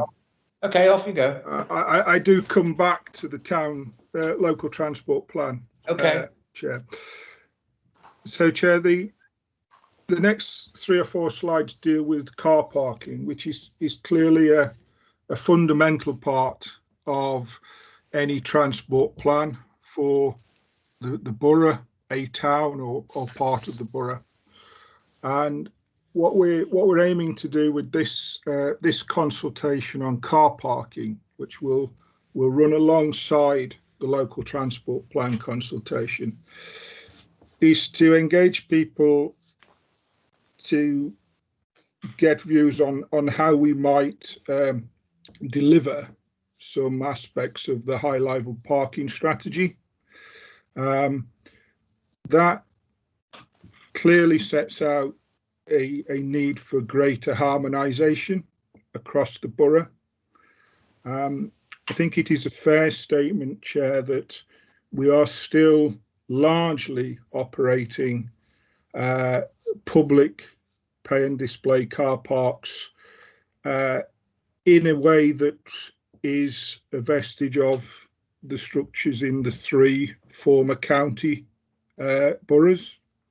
There has been very little change over the last 10 years in that, and this consultation is an opportunity to see how we might review that, to get a more of a Cheshire East approach to parking provision and charges. So key themes in this engagement are the role of parking in accessing town centres, both now and how people might see that in the future. The level of charges across the borough and any scope for harmonisation of car parking charges. There is a section on street parking, which is quite often a residential amenity issue for communities. And then there's a section on how the parking service operated by the council might be further developed. So if we move on to the next slide, please, Peter. Thank you. Just as a little bit of benchmarking for members, what we've presented here is a benchmark from the high-level parking strategy. In the table on the left, we have the scale of charges. They're all for the first charged hour. Clearly, there is a range of charges in car parks across the borough, but if we look at the first hour, that is the average charge as we speak in each of our towns where we operate charge car parks. And on the right-hand side, we have a list of towns and the localities where we operate car parks that are currently free. Really? Okay. Present that merely as benchmarking. If we go into the next slide, just presented this as a set of benchmarks against some of our near neighbours, Chair. So, you know, that there is a range. Some of the larger towns, when we look towards the bottom of the list, are charging at rates rather higher than us. Some of our neighbours, generally to the west, are charging rather less than us. So again, just as a set of benchmarks at this stage. We move on to the next slide, please, Peter. I have 3 slides here, Chair, just to make it very plain to members what sort of questions we are intending to ask in the consultation on parking strategy. So the first question here is seeking to try and get an indication of the balance between short stay and long stay and who we are potentially providing charge parking for, be it shoppers or commuters. That balance may well vary between different towns, and the consultation allows that variation to happen. We then get a question around the level of agreement to which a consistent or a harmonised set of parking charges should apply across the borough. And I just point out that scale below that particular question is generally typical of how we are going to try and assess views on these issues. We are engaging at the level of principles here. We won't be consulting on specific proposals at this time. We're just seeking to shape the direction that the development of any proposals might take. The last 2 questions on that, Chair, informed by the benchmarking tables I've already shown, are really just trying to assess a willingness to pay, both for short stay and long stay. And we'll ask people to express a preference there. If we move on to the next slide, Peter. And we get into some sort of strategic direction questions. The first one is aimed at residential areas where parking pressures are quite often, I think it's fair to say almost on a weekly basis, Chair, reported to the service as a nuisance problem in many areas. So there's a set of options we've identified where we may be able to take action and measures to mitigate some of those problems. And we're asking communities to give us an indication of to what degree any of those measures may be appropriate in their local area. And then the second question on that slide is seeking views, again on this strongly agree to strongly disagree scale. It is seeking views on the set of measures that are in the high level business case that was adopted as part of the budget. So this is where we're testing out some of the principles that were in there, and there are clearly some measures there that, Chair, I suspect communities will have strong views on.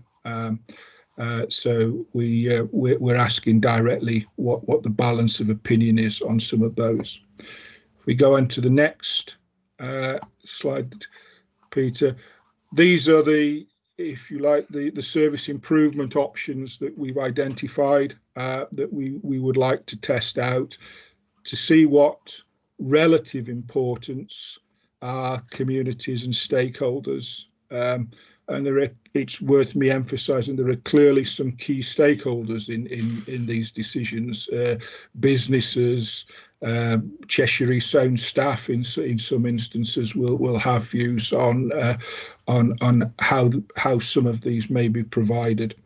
So there's an opportunity to comment there on things ranging from provision of electric charging points to provision of cycle parking, etc.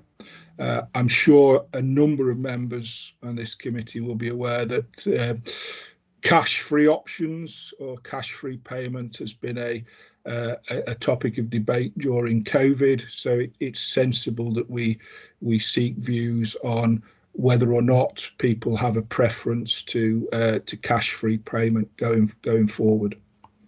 Okay. If we go on, Peter, please. So in terms of the approach, I said at the outset, Chair, that we've clearly had to devise a COVID compliant approach to consultation. So the reality is that most of the consultation will be online. There will be a consultation website that acts as a header for both the local transport and the parking consultations, and then we will be signposting people from there to the surveys and the basic information that we're putting out. Hard copy plans will be placed in local libraries, and we will make sure that they are locally relevant. So for sake of argument, the Alsager plan will be in the Alsager library. We will be using the council's social media accounts to raise awareness of this, and the intention is that we will be hosting a series of team calls, very similar to this one, with a number of key interested stakeholder groups as we go forward through the consultation period.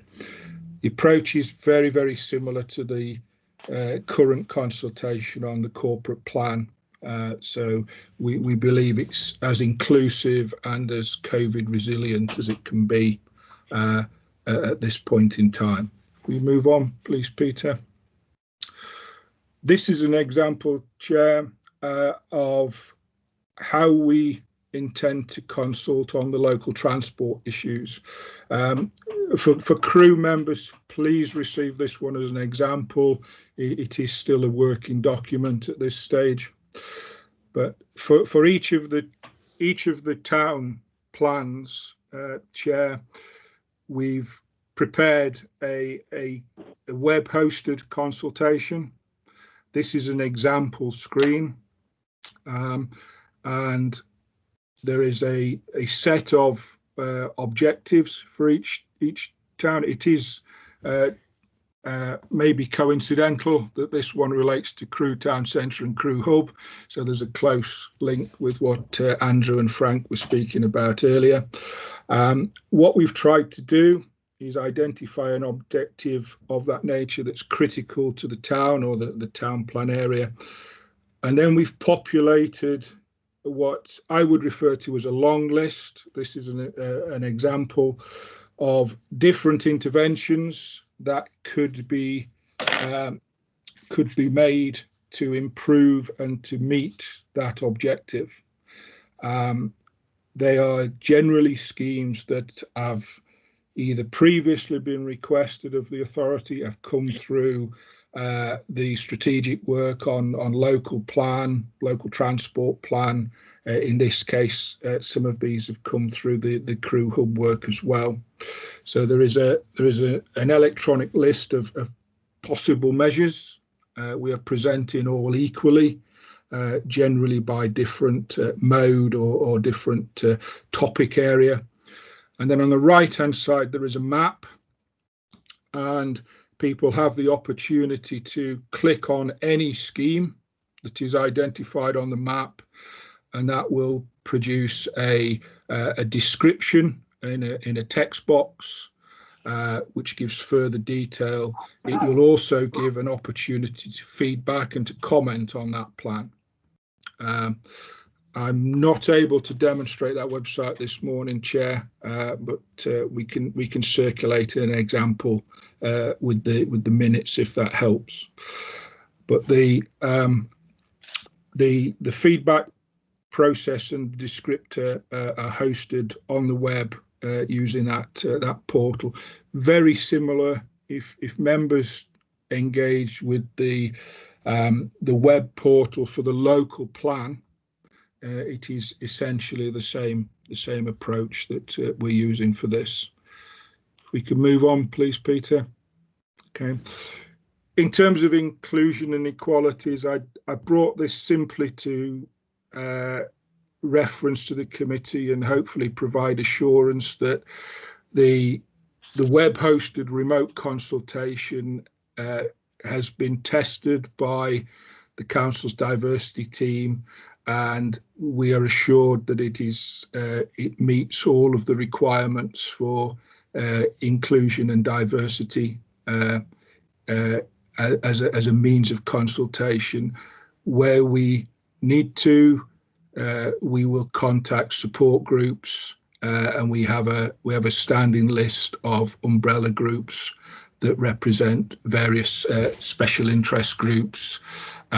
We will provide printed material, and also officers will be able to provide interpretation of that material where it is necessary, and clearly both Braille and alternative language services are available as is standard practice for the council.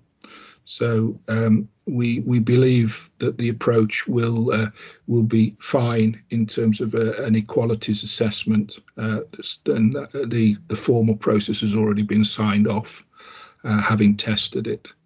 If we move on, please, Peter. So how do people respond? Various approaches to response: electronic feedback forms. As I've said, we can comment on the website, or we will take postal responses to a consultation mailbox. The important thing to point out, Chair, is this is scalable. People can respond to as much or as little as they wish. So there is no obligation for people to look at all 11 travel plans. There will be some people, I'm absolutely certain there will be some people who choose to do so, and that is perfectly eligible to take that approach. Other people will be interested in the plan for their own local area, and some people may merely be interested in individual measures. So you can scale your level of engagement and response as you wish to do so through the consultation. Do you want to move on, please, Peter? Thank you. In terms of timescales, Chair, we are looking at, in total, an 11-week consultation period, starting early November, finishing mid-January next year. And that will give us time not only to keep the web consultation and have a communication strategy that periodically revisits the consultation being live and reminds people to engage. It will set aside the 2 weeks for Christmas, so there is no, we aren't effectively including the Christmas period in the consultation. And following that, we will effectively do 3 things. We will use the parking results to inform the development of a set of proposals for parking that will then be subject to a further statutory consultation. We will use the local transport responses to finalise drafts of the LTP delivery plans and use those to inform forward programmes. Each of those will, in its own sense, be subject to further engagement. And then we will be engaging with Peter's team to make sure that what we see coming forward in terms of preferences for town centre, transport and access projects closely links and facilitates the economic recovery agenda that the town centre vitality plans are looking to support. So if you go to the last slide, please, Peter. So a reasonably standard recommendation to the committee chair. This is a scrutiny recommendation to consider the proposed approach to consultation, both on transport and parking, and advise Cabinet and the portfolio others of any improvements that are considered necessary. Thank you. That's a vast area. Richard, can you tell me the material you've covered today, that's going to be incorporated into a report to Cabinet, is it, to authorise the consultation? And we're inputting into that. No, Chair, that's we already have a Cabinet delegation to run the consultation. Okay. We brought it for scrutiny's input before we go live. Okay, that explains that. Thank you. June Buckley has commented, I see on the chat. Few people in Newcastle and Hanley. Well, at £1.60 for the first hour, I'm not entirely surprised. I've got a list of speakers, starting with, hold on, Kate Parkinson. Thank you, Chair. I have a few points to comment on. Richard, thank you for the presentation, and also Peter. A few points here. While Richard mentioned he's very much wants to take on board the needs of residents in the area, it still seems that rural areas are not benefiting from the LTP due to the fact that the aim of the plan is directed into bringing residents into Cheshire East Borough towns.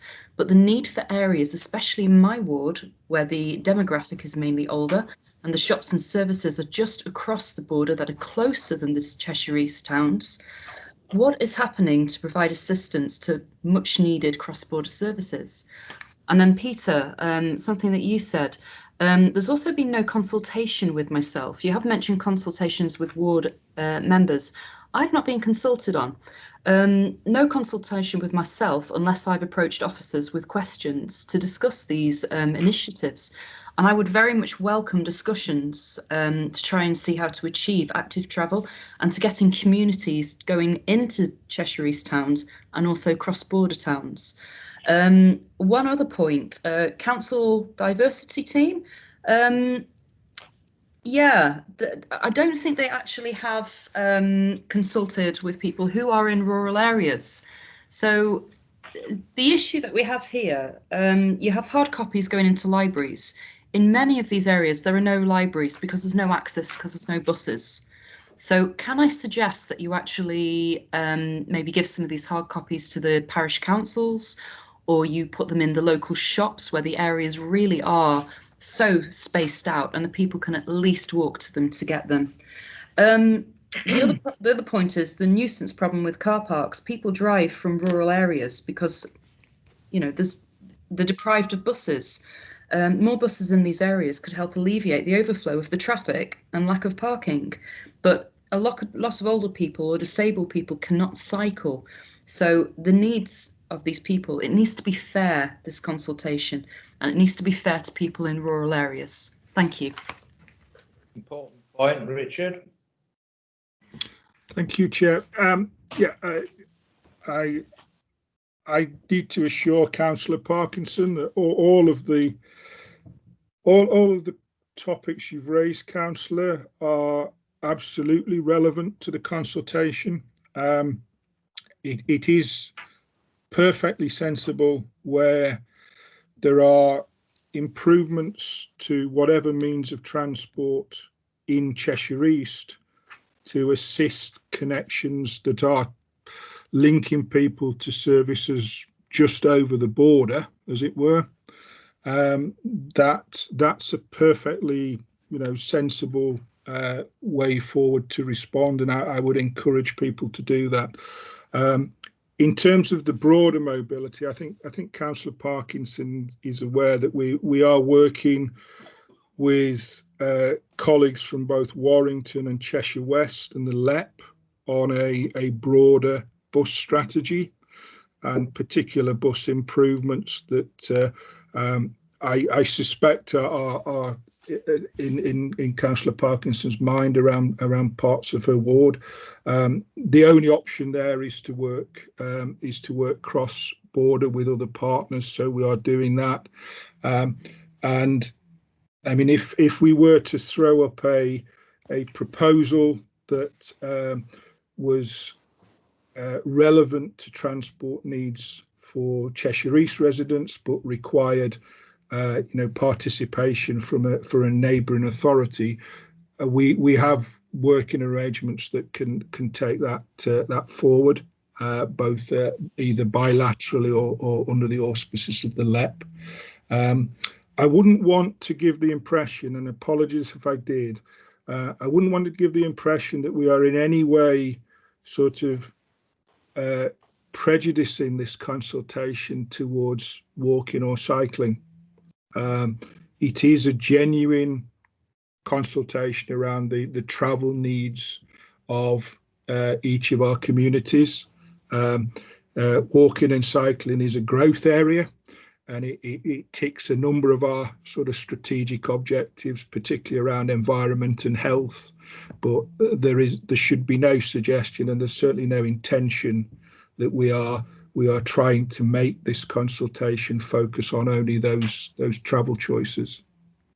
Thank you, Chair. Okay, thank you. I've got a long list of people who wish to contribute now, starting with Liz Braithwaite.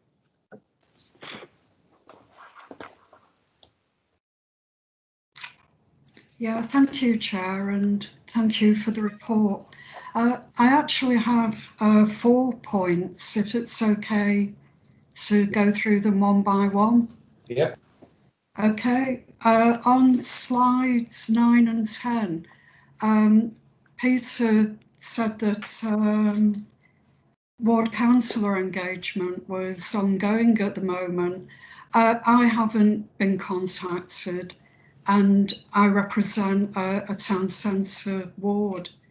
The next point is around town centre vitality, again on slide 10. There's mention of officer steering groups. I would like to suggest that ward members are also engaged in any steering group. The next point on slide 16 on car parking key questions. Will postcode be a question for people who actually complete the survey, so that we know where they live and which car park they're referring to? Excuse me. And finally, on slide 18, as the survey is only going to be online, can I suggest that we draw attention to it by putting big signs on the car parks, pointing people toward the website, and also perhaps putting flyers on cars on the car park? That's it. Thank you. Thank you. Some interesting questions there. Thank you. Chair, if I could come back to Councillor Braithwaite's question. Yes, please do.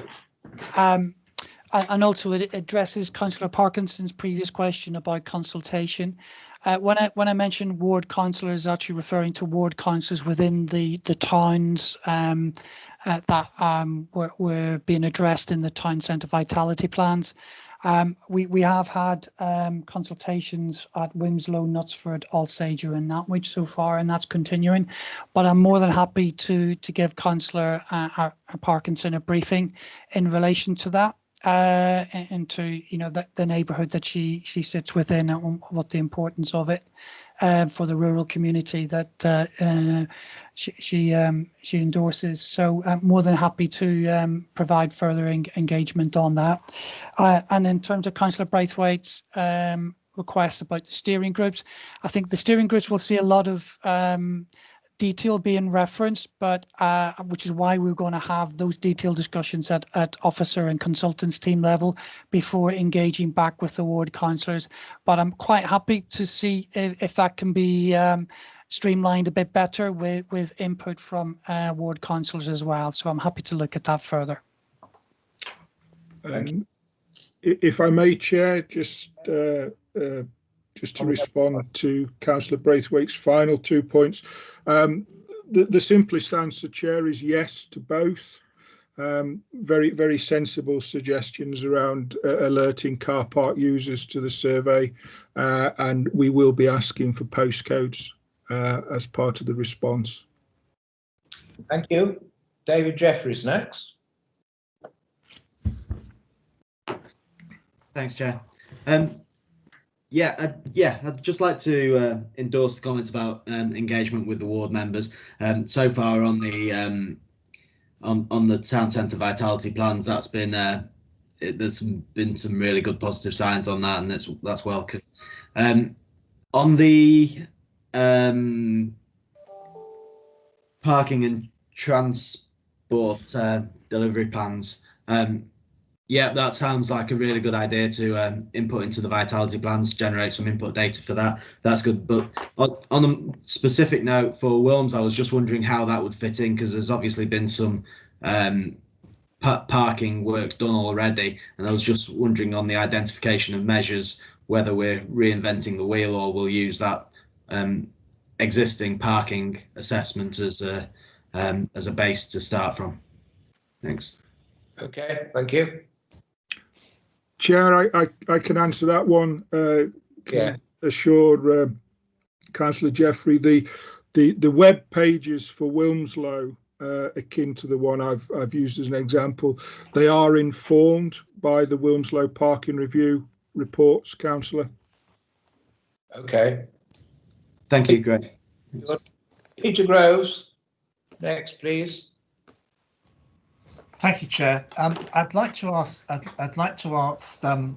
Richard Hibbert a quick question. Having had a look briefly through the key questions in relation to car parking, can I ask about availability of spaces? One of the issues that we raised with Cushman and Wakefield when we had our town centre vitality plan discussion, which I have to say was very helpful and very useful. One of the issues we raised was the concerns in the town about lack of spaces. People who are actually arriving in the town on busy days like a Saturday or a market day, just driving around car parks, unable to actually find a space. But having looked through the key questions, we're not asking about the availability of spaces. Okay. Thank you, Chair. Thank you, Councillor Groves. I have only brought key questions. I appreciate in Nantwich, maybe there is a key question about availability of space. Within the questionnaire, there is a question that asks for attitudes on whether the availability of both short and long stay spaces in a particular town is satisfactory or not. So we are covering availability of space in a question. Unfortunately, it wasn't on the set of 3 slides. Thank you. Okay, thank you. Ashley Farrell is next, please.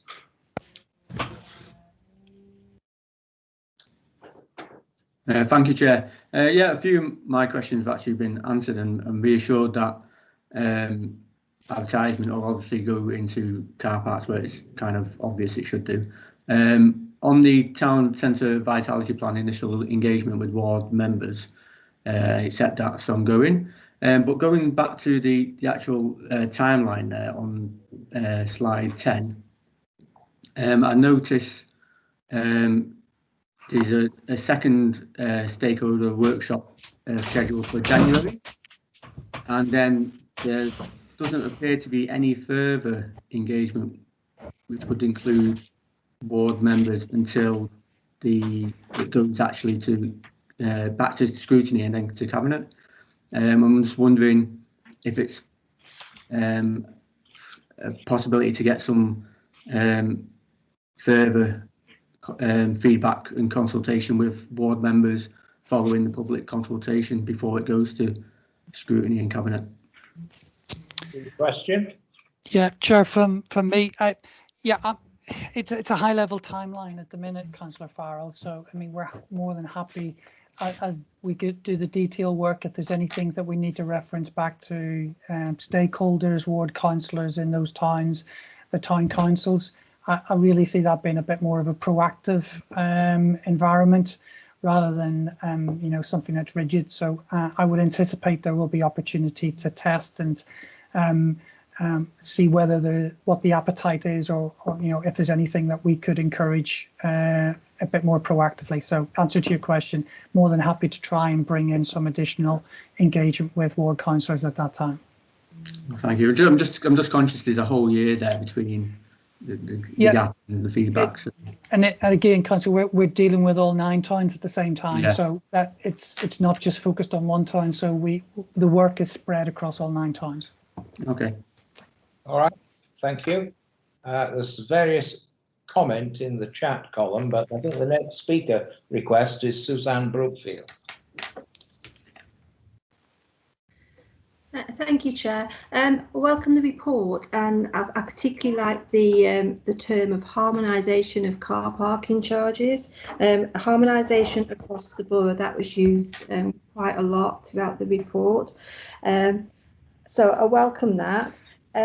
One particular thing I did pick up on was about high emission vehicles. I'd just like to make the point that obviously it's all well and good if one's family can afford to replace their vehicle regular, but many of our families that we represent here in Crewe are on low incomes, and I would not wish for them to be charged any higher for having an older car. So I'd probably like to question that comment within the consultation. Furthermore, with regards to the harmonisation across the borough, I mean, myself and other colleagues in Crewe and in Nantwich and in Mac have all been crying out for parity across the borough. There's no predetermination on the charges, is there, at the moment? And also, has any work been done on to see, because I do recognise that budgets are very challenged at the moment due to the pandemic and other restrictions we've had over many, many years of austerity. But has there been a piece of work done to see whether we could, when we're bringing this about this harmonisation, what charges need to be implemented in towns that don't have car parking charges or are paying very little? Because obviously Crewe's paying highest, and again, going back to the deprivation and the tartan rug, people on the lowest incomes seem to be paying more. So I'd welcome comments on that, please. Thank you. Thank you, Chair. I'm happy to respond to those 2 questions. In terms of high an emissions-based charging scale, Councillor Brookfield, it is an option for the authority.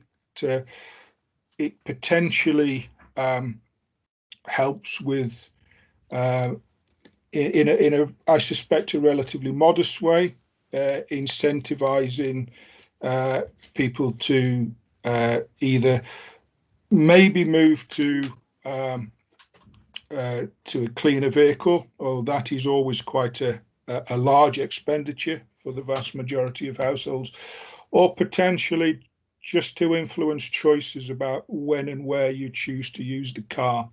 And that's the more likely response. There are a number of ways we can do it. And we would need to think carefully about how you implemented this. A relatively simple way is to look at whether you charge, we create a number of larger parking bays, and we charge a slightly higher rate for larger charging bays, which will often coincide with the higher consuming larger vehicles. That works particularly well in some of our multi-storey car parks, where we have particularly constrained parking bays at the moment. A more sophisticated way of dealing with this is, as many members will know, when you purchase a ticket from one of our ticket machines, you enter the vehicle registration number. And there is an approach we could use which would take account of the CO2 emissions associated with that vehicle registration number and have potentially two scales of tariff, one that is slightly higher for the high emission vehicles. But those are the options we're putting out to consultation. In terms of predetermining the scale, we haven't done that, Councillor Brookfield.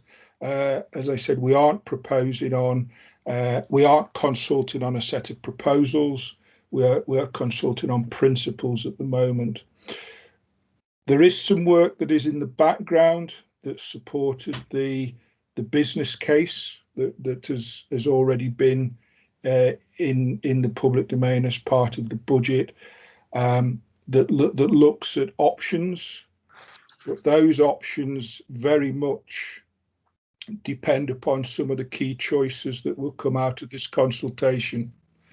For example, they very much hinge on the decision, do we prioritise short stay over long stay or vice versa? So there is some basic assessment, but that assessment will need to be revisited once we have the results of this consultation. Thank you, Chair. Thank you. I hope Thank you, Richard. Okay. I hope harmonisation doesn't mean an imposed uniformity necessarily across the borough, irrespective of different circumstances in different parts of the borough.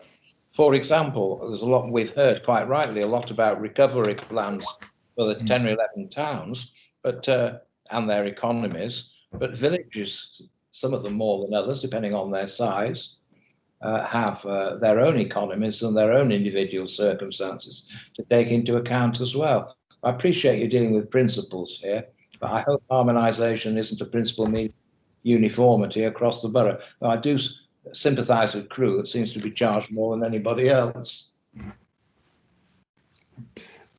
Chair, just to be absolutely clear, harmonisation has not been assumed to mean standardisation. Right. Good. Well, I'm pleased to hear it. Thank you for saying so.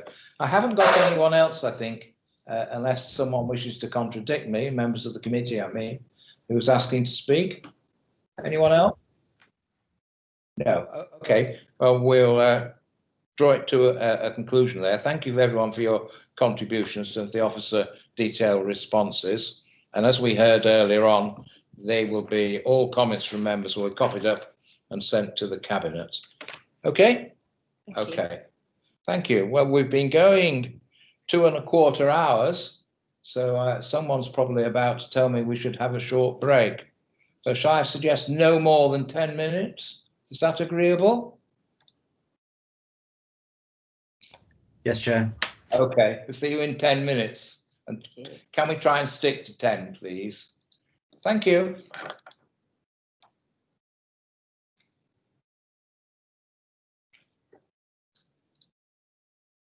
Okay. All right. 2 seconds.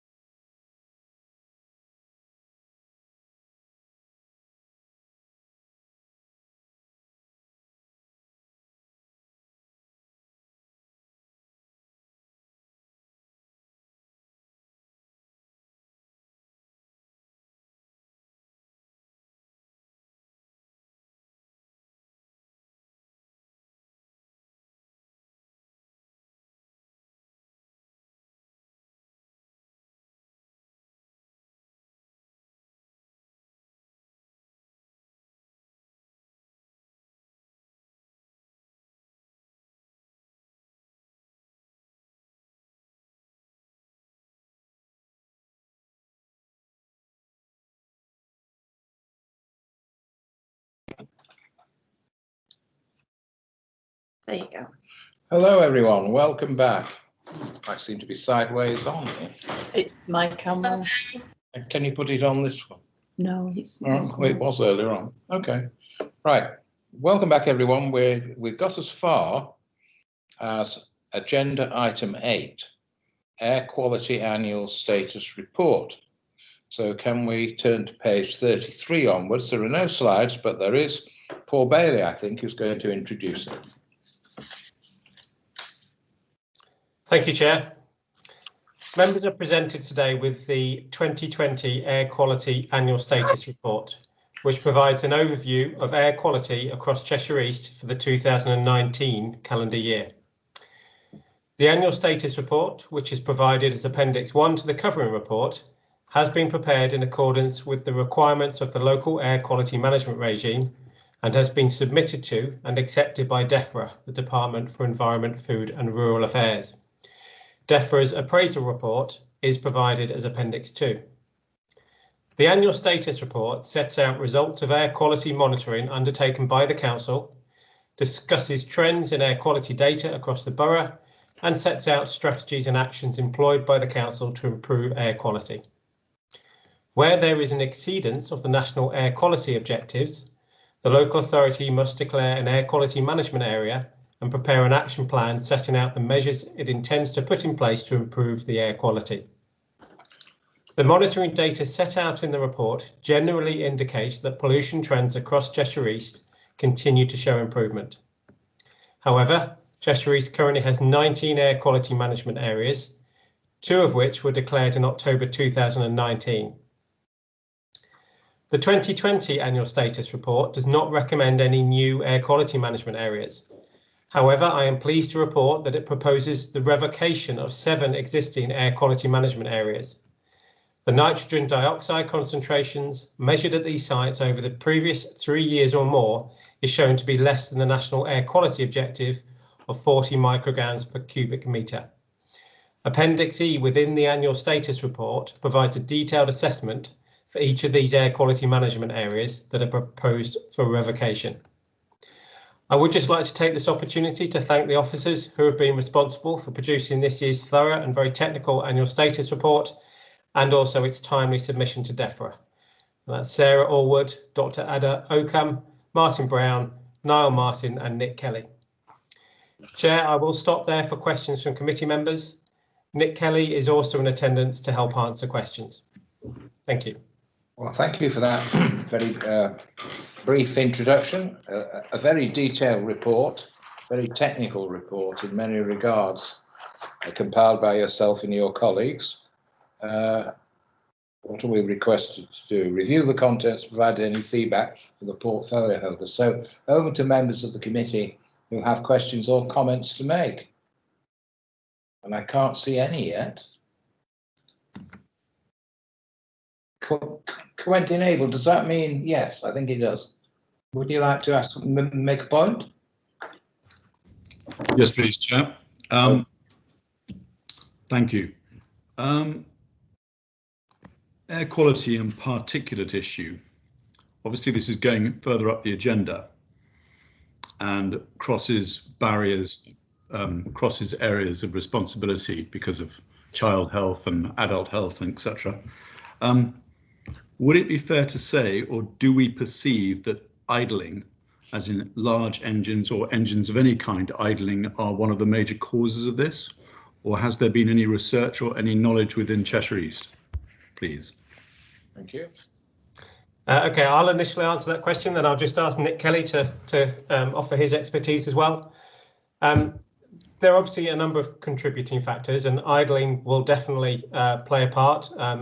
You will be able to see from some of the air quality management areas that there are areas of junctions, and therefore the queuing traffic does contribute towards that.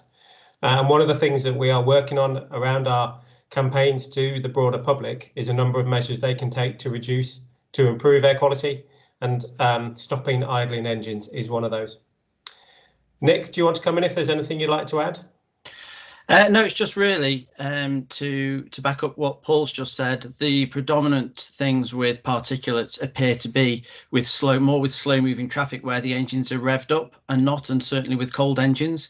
as well as other things with particulates. People think it's just the emissions out of the exhaust, where actually with some of the particulate emissions, it comes from brakes and tyre interaction with the roads. So it's more of an issue with moving vehicles, and certainly slow moving stop-start with brakes and on and off the engine.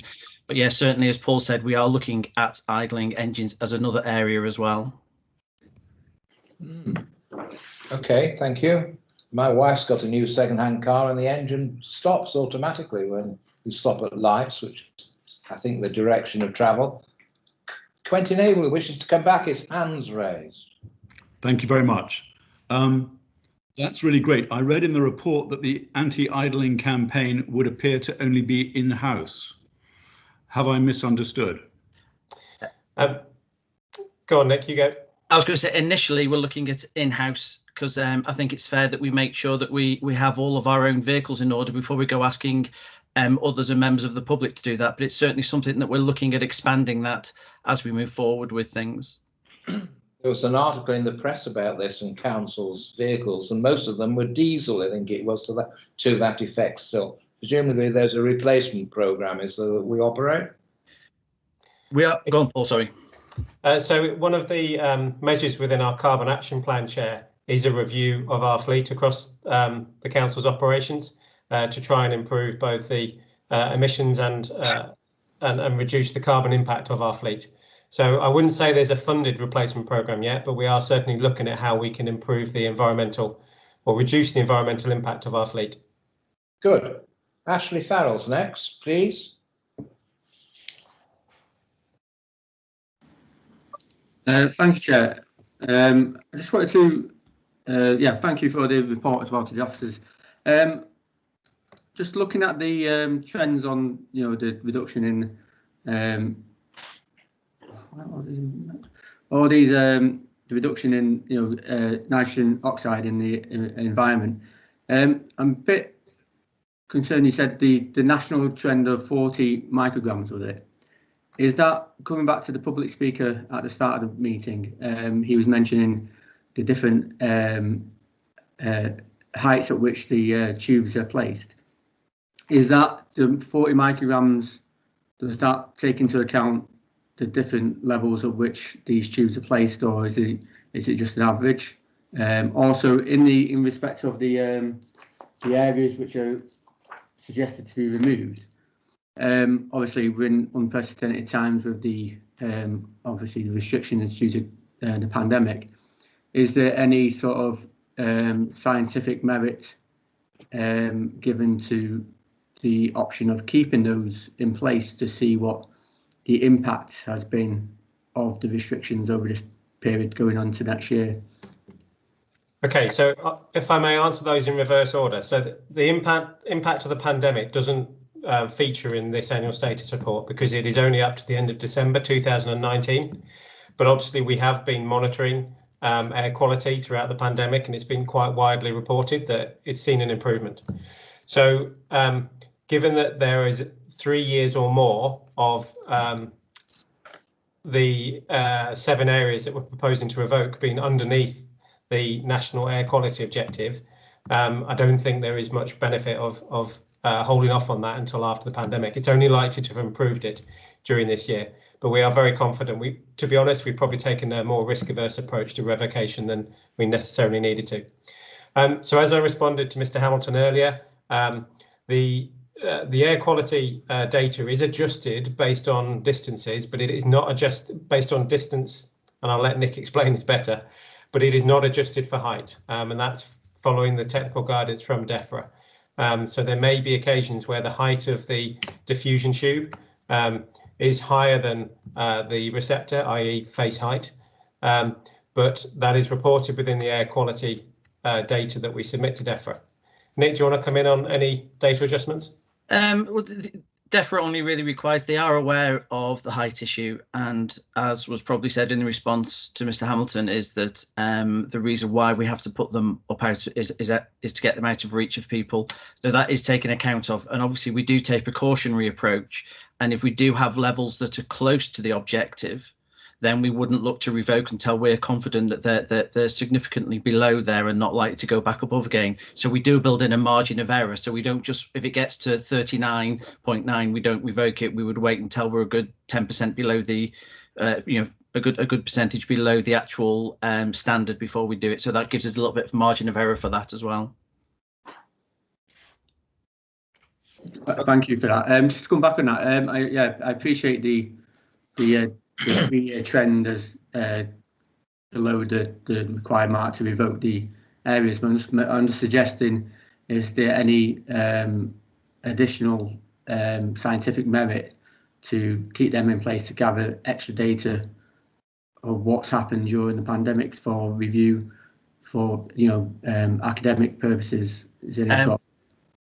Sorry, we are looking at the tubes will probably remain in place until the end of this year in all of the areas we're looking to revoke. And then what we will be doing in the areas we're looking to revoke, we will be keeping at least the tube that is at the highest level in that area for continuation purposes. So we're not just going to abandon those areas with monitoring that we're looking to revoke from. We will be leaving at least one tube in each area, which will be the current highest level that we've got in that area. Okay, that's brilliant. Thank you. Good, thank you. Liz Braithwaite is next, please. Yeah, thank you, Chair. I have 2 questions. One on page 192 for Park Lane AQMA. Section 3.5. It says recent monitored traffic data is not available. What impact does that have on the assessment? Thank you. 1.92, 3.5. Yeah, I've got that.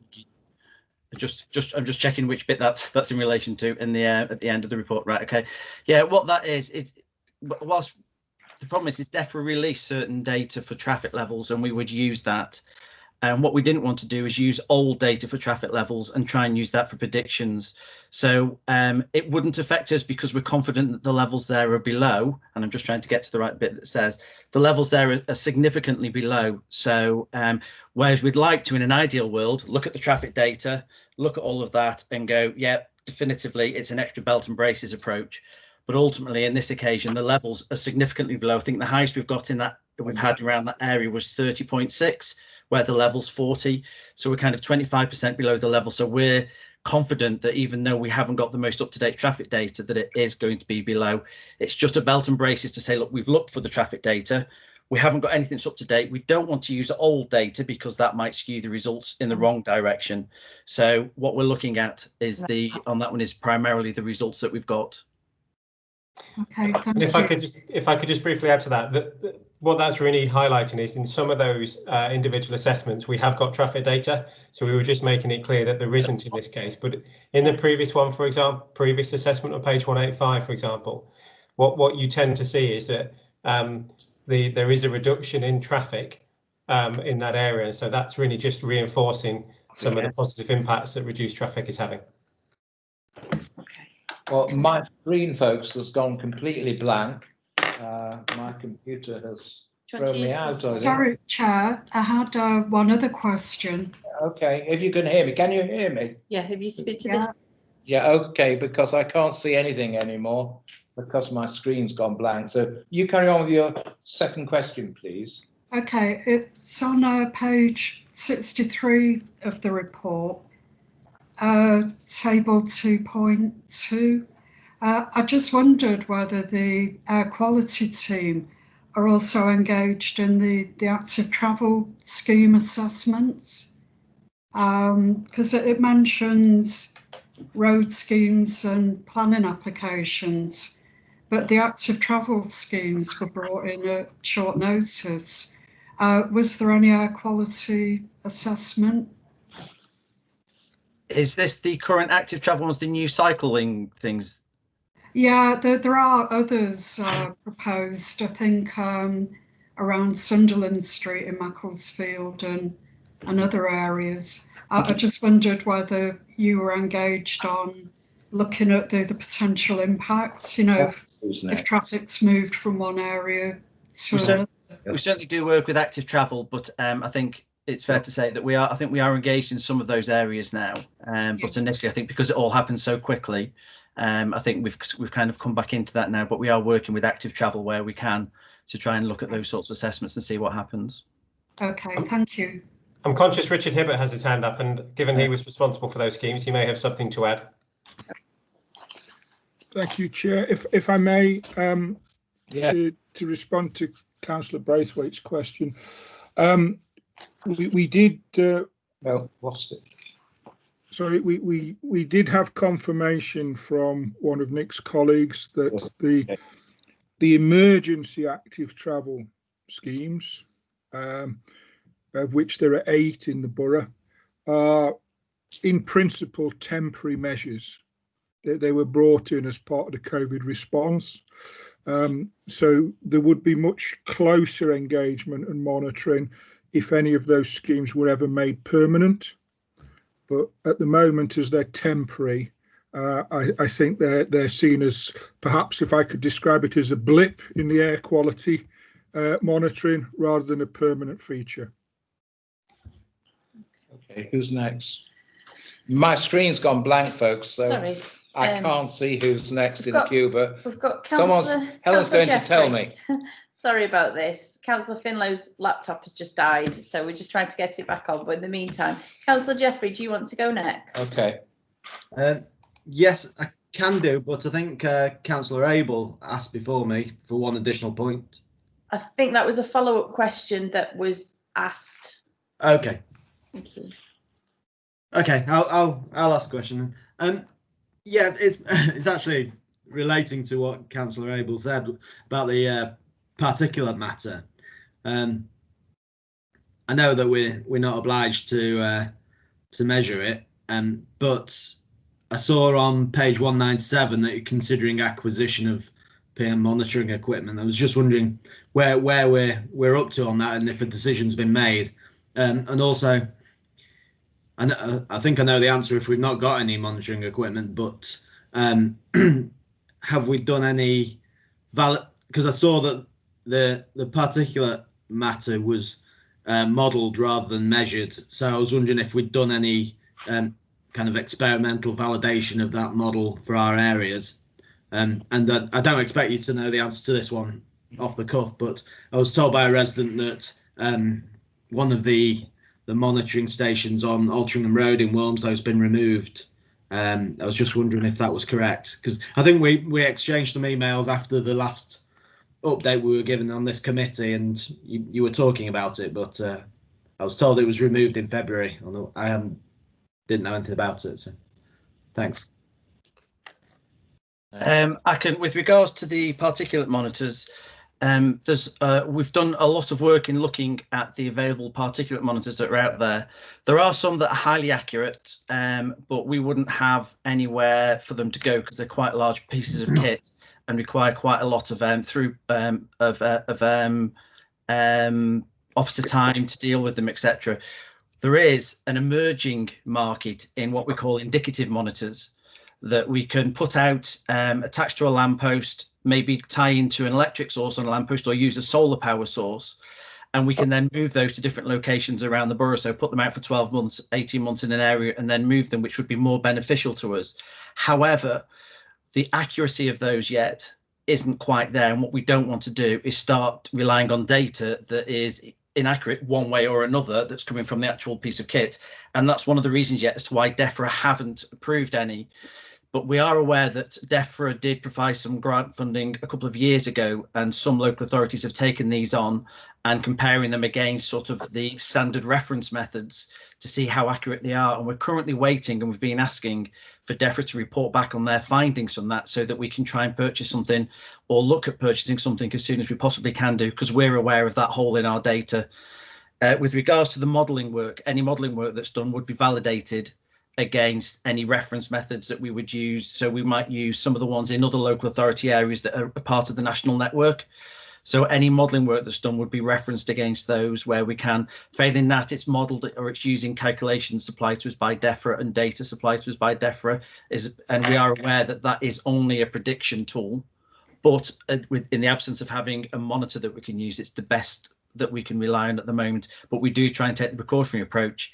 Also with particulates, with any of the work that we do that would benefit the nitrogen dioxides, will also have a knock-on effect of benefiting the particulates as well. Okay, thanks. And the Wilmslow Altrincham roads? I know that I think I emailed you earlier in the year because I think you asked a question, and I think what we've done is we had two at the same one opposite sides of the road. Correct. And I'll have to go away and check, and I can come back to you. But I think we may have moved one because it was kind of in a location that wasn't telling us anything, because we had one. I think it was put out initially just so we could have that initial look at it a few years ago. And as we go through and look at these things, we realise, well, we've got one on the other side of the road that's much better for us than the one on the opposite side. Right. But I can have a look and I can email you directly if you want. I'll speak to you offline about that. Thanks. Okay, no problem. Thanks. Councillor Hunter, you've got a couple of questions. Okay, over to you. Mike Hunter, can you hear us? Yeah, I'm just unmuting and putting my video on. Thank you very much. Well, there's about 4 questions actually, but they're very simple and probably quite easy to answer. First of all, the air quality management areas that we have now, they're staying in place. We're proposing to remove 7. Right, okay. Which 7? And are them the 2 in Middlewich? No. Right. Not that I'm aware of. Just bear with me a second. I could tell you the exact 7 areas. Just let me get to the page on the report. So we're looking to remove A50 Manchester Road, Knutsford, A556 Chester Road in Mere, Park Lane, Macclesfield. Nick, I've read that in the report. I just wanted to make sure and say Middlewich, so I knew I got no answer to it. Only those that are listed in the report on page 35. Yeah, I have read that. I know that. Right. The next question is, why do you believe the air quality has gone down in all the air quality management areas? For what reason do you think? Because that seems very uniform to me. So there must be a reason for that, and you must think that you've got a reason for it. The best explanation we can give for that is it's improvements in vehicle technology. So as the older fleet goes off the road, then that will bring on cleaner and greener vehicles onto the road. And it's changes in traffic and, some other work that's gone on in other areas of the borough as well. We haven't got a specific answer of why that's happening here, but we are aware across other areas nationally it's starting to show a similar trend as well. That's great. That's fantastic. The next question is, we've got a few tubes that have gone missing in Middlewich. Now I'm thinking this is probably down to COVID and the fact that they've gone down, but you can't put them back up yet.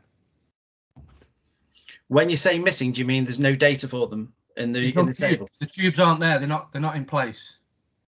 We did have an issue during COVID because the lab wasn't open. They had to close for a period of time. So we did have a month or 2 where we couldn't put the tubes there. But as far as I'm aware, I think they should all be back out. If not, they'll be back out this month. All the normal ones should be there. Right. But I can chase that up and I'll ask the question. That's great. The next one is the diffusion tubes. What's their accuracy, minus, plus? 25%. It's 25. That's great. Thank you very much, Nick. I really appreciate that. Okay. I got disconnected, but hopefully we're okay again now. So I think we've come to the end, have we? Is there anyone else who wishes to make a contribution on this agenda item? No? Okay. Well, the comments have been recorded and will be passed on to the portfolio holder, which takes us to item 9, everybody. Item 9, United Utilities update, following on from the last meeting. Now, they were due to speak to the committee today. However, it is suggested that the item be deferred because of the late submissions of their presentation, which arrived late on Friday afternoon, I'm afraid, which subsequently left no time for review by our officers or to establish factual accuracy.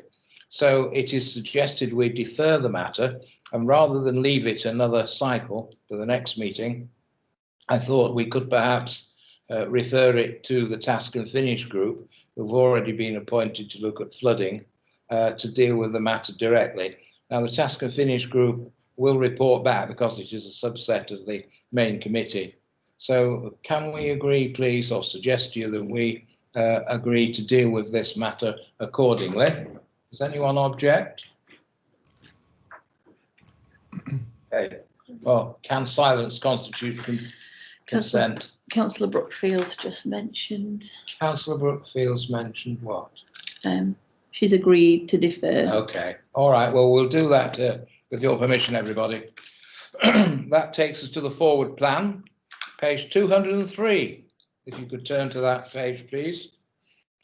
Now, I've been advised that the facilities management procurement contract, which is on the forward plan, it's item number CE 2021-11, procurement of facilities management service, and the council energy supply. This is at the top of page 216 of your agenda. I'm told this is not ordinarily the type of paper that comes through scrutiny, but if anyone wants to scrutinise it, it is possible for us to do so, quite probably at the next meeting, which is the November meeting. Right, can I ask, please, are there any items members wish to raise on the forward plan? Anybody? Before we get on to the work programme?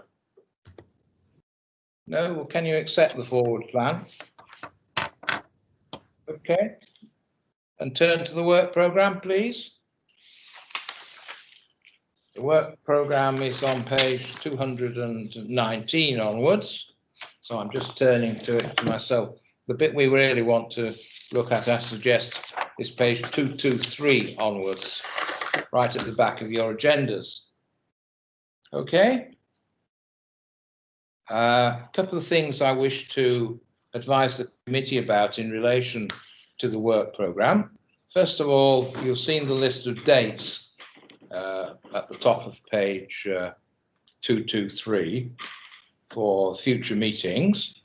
It's proposed, due to shortage of business or absence of business, that we cancel the meeting on the 14th of December on the basis we've had a close succession of meetings recently: September, October, next one November, the next one after that January, I think. And we've covered quite a lot of items on the work programme. Items like housing and tenancy strategies can be picked up, I'm told, early in the new year. So the proposal is that we deal at the next meeting, which is the November meeting, the items that are listed on page 224. You can see there are 3 main items suggested there. Also, the feedback from the task and finish group. Any comment on that? No comment? In that case, can I move on to second point on the work programme? You remember, I've just referred to this, the task and finish group, which was set up at the last meeting on the 21st of September, sorry. And we're going to have a more in-depth review of flooding and flood risk management by the council. Now, this will enable, well, it will involve a number of meetings for the members involved, as well as the local ward councillors, to scrutinise the impacts of the terrible flooding we've had in areas like Poynton. Now, you were asked to volunteer, if you wish, for membership of the task and finish group, and I'm pleased to say there are 5 names and myself who've come forward. The 5 names are councillors Quentin Abel, Peter Groves, Tony Dean, June Buckley and Kate Parkinson. So may I propose that those members form the membership of the task and finish group? Is that all right with everyone? Any comments? We've gone very quiet, folks. Okay, so that's proposed, and can I assume you're in favour of it? Is anyone not in favour? Okay, so thank you. If the members I've just read out who are going to constitute the members of the task and finish group could remain behind online at the end of this meeting, we must fix an early date for the first meeting. Right, now, are there any comments on the work programme? Anybody? You're all gone very quiet. If not, I think that brings us to the end of the meeting. Nothing else, Ellen? Nothing else, No. Chairman. Well, thank you, members, officers, for your contributions. And I'm pleased to say, or not pleased to say, that that brings us to the end of the meeting, which I declare closed. So if the members of the Task and Finish group could remain, please. Okay, thanks, everybody. Thank you. Thank you, Chair. Bye-bye. Thanks, Helen. Thank you, Chairman.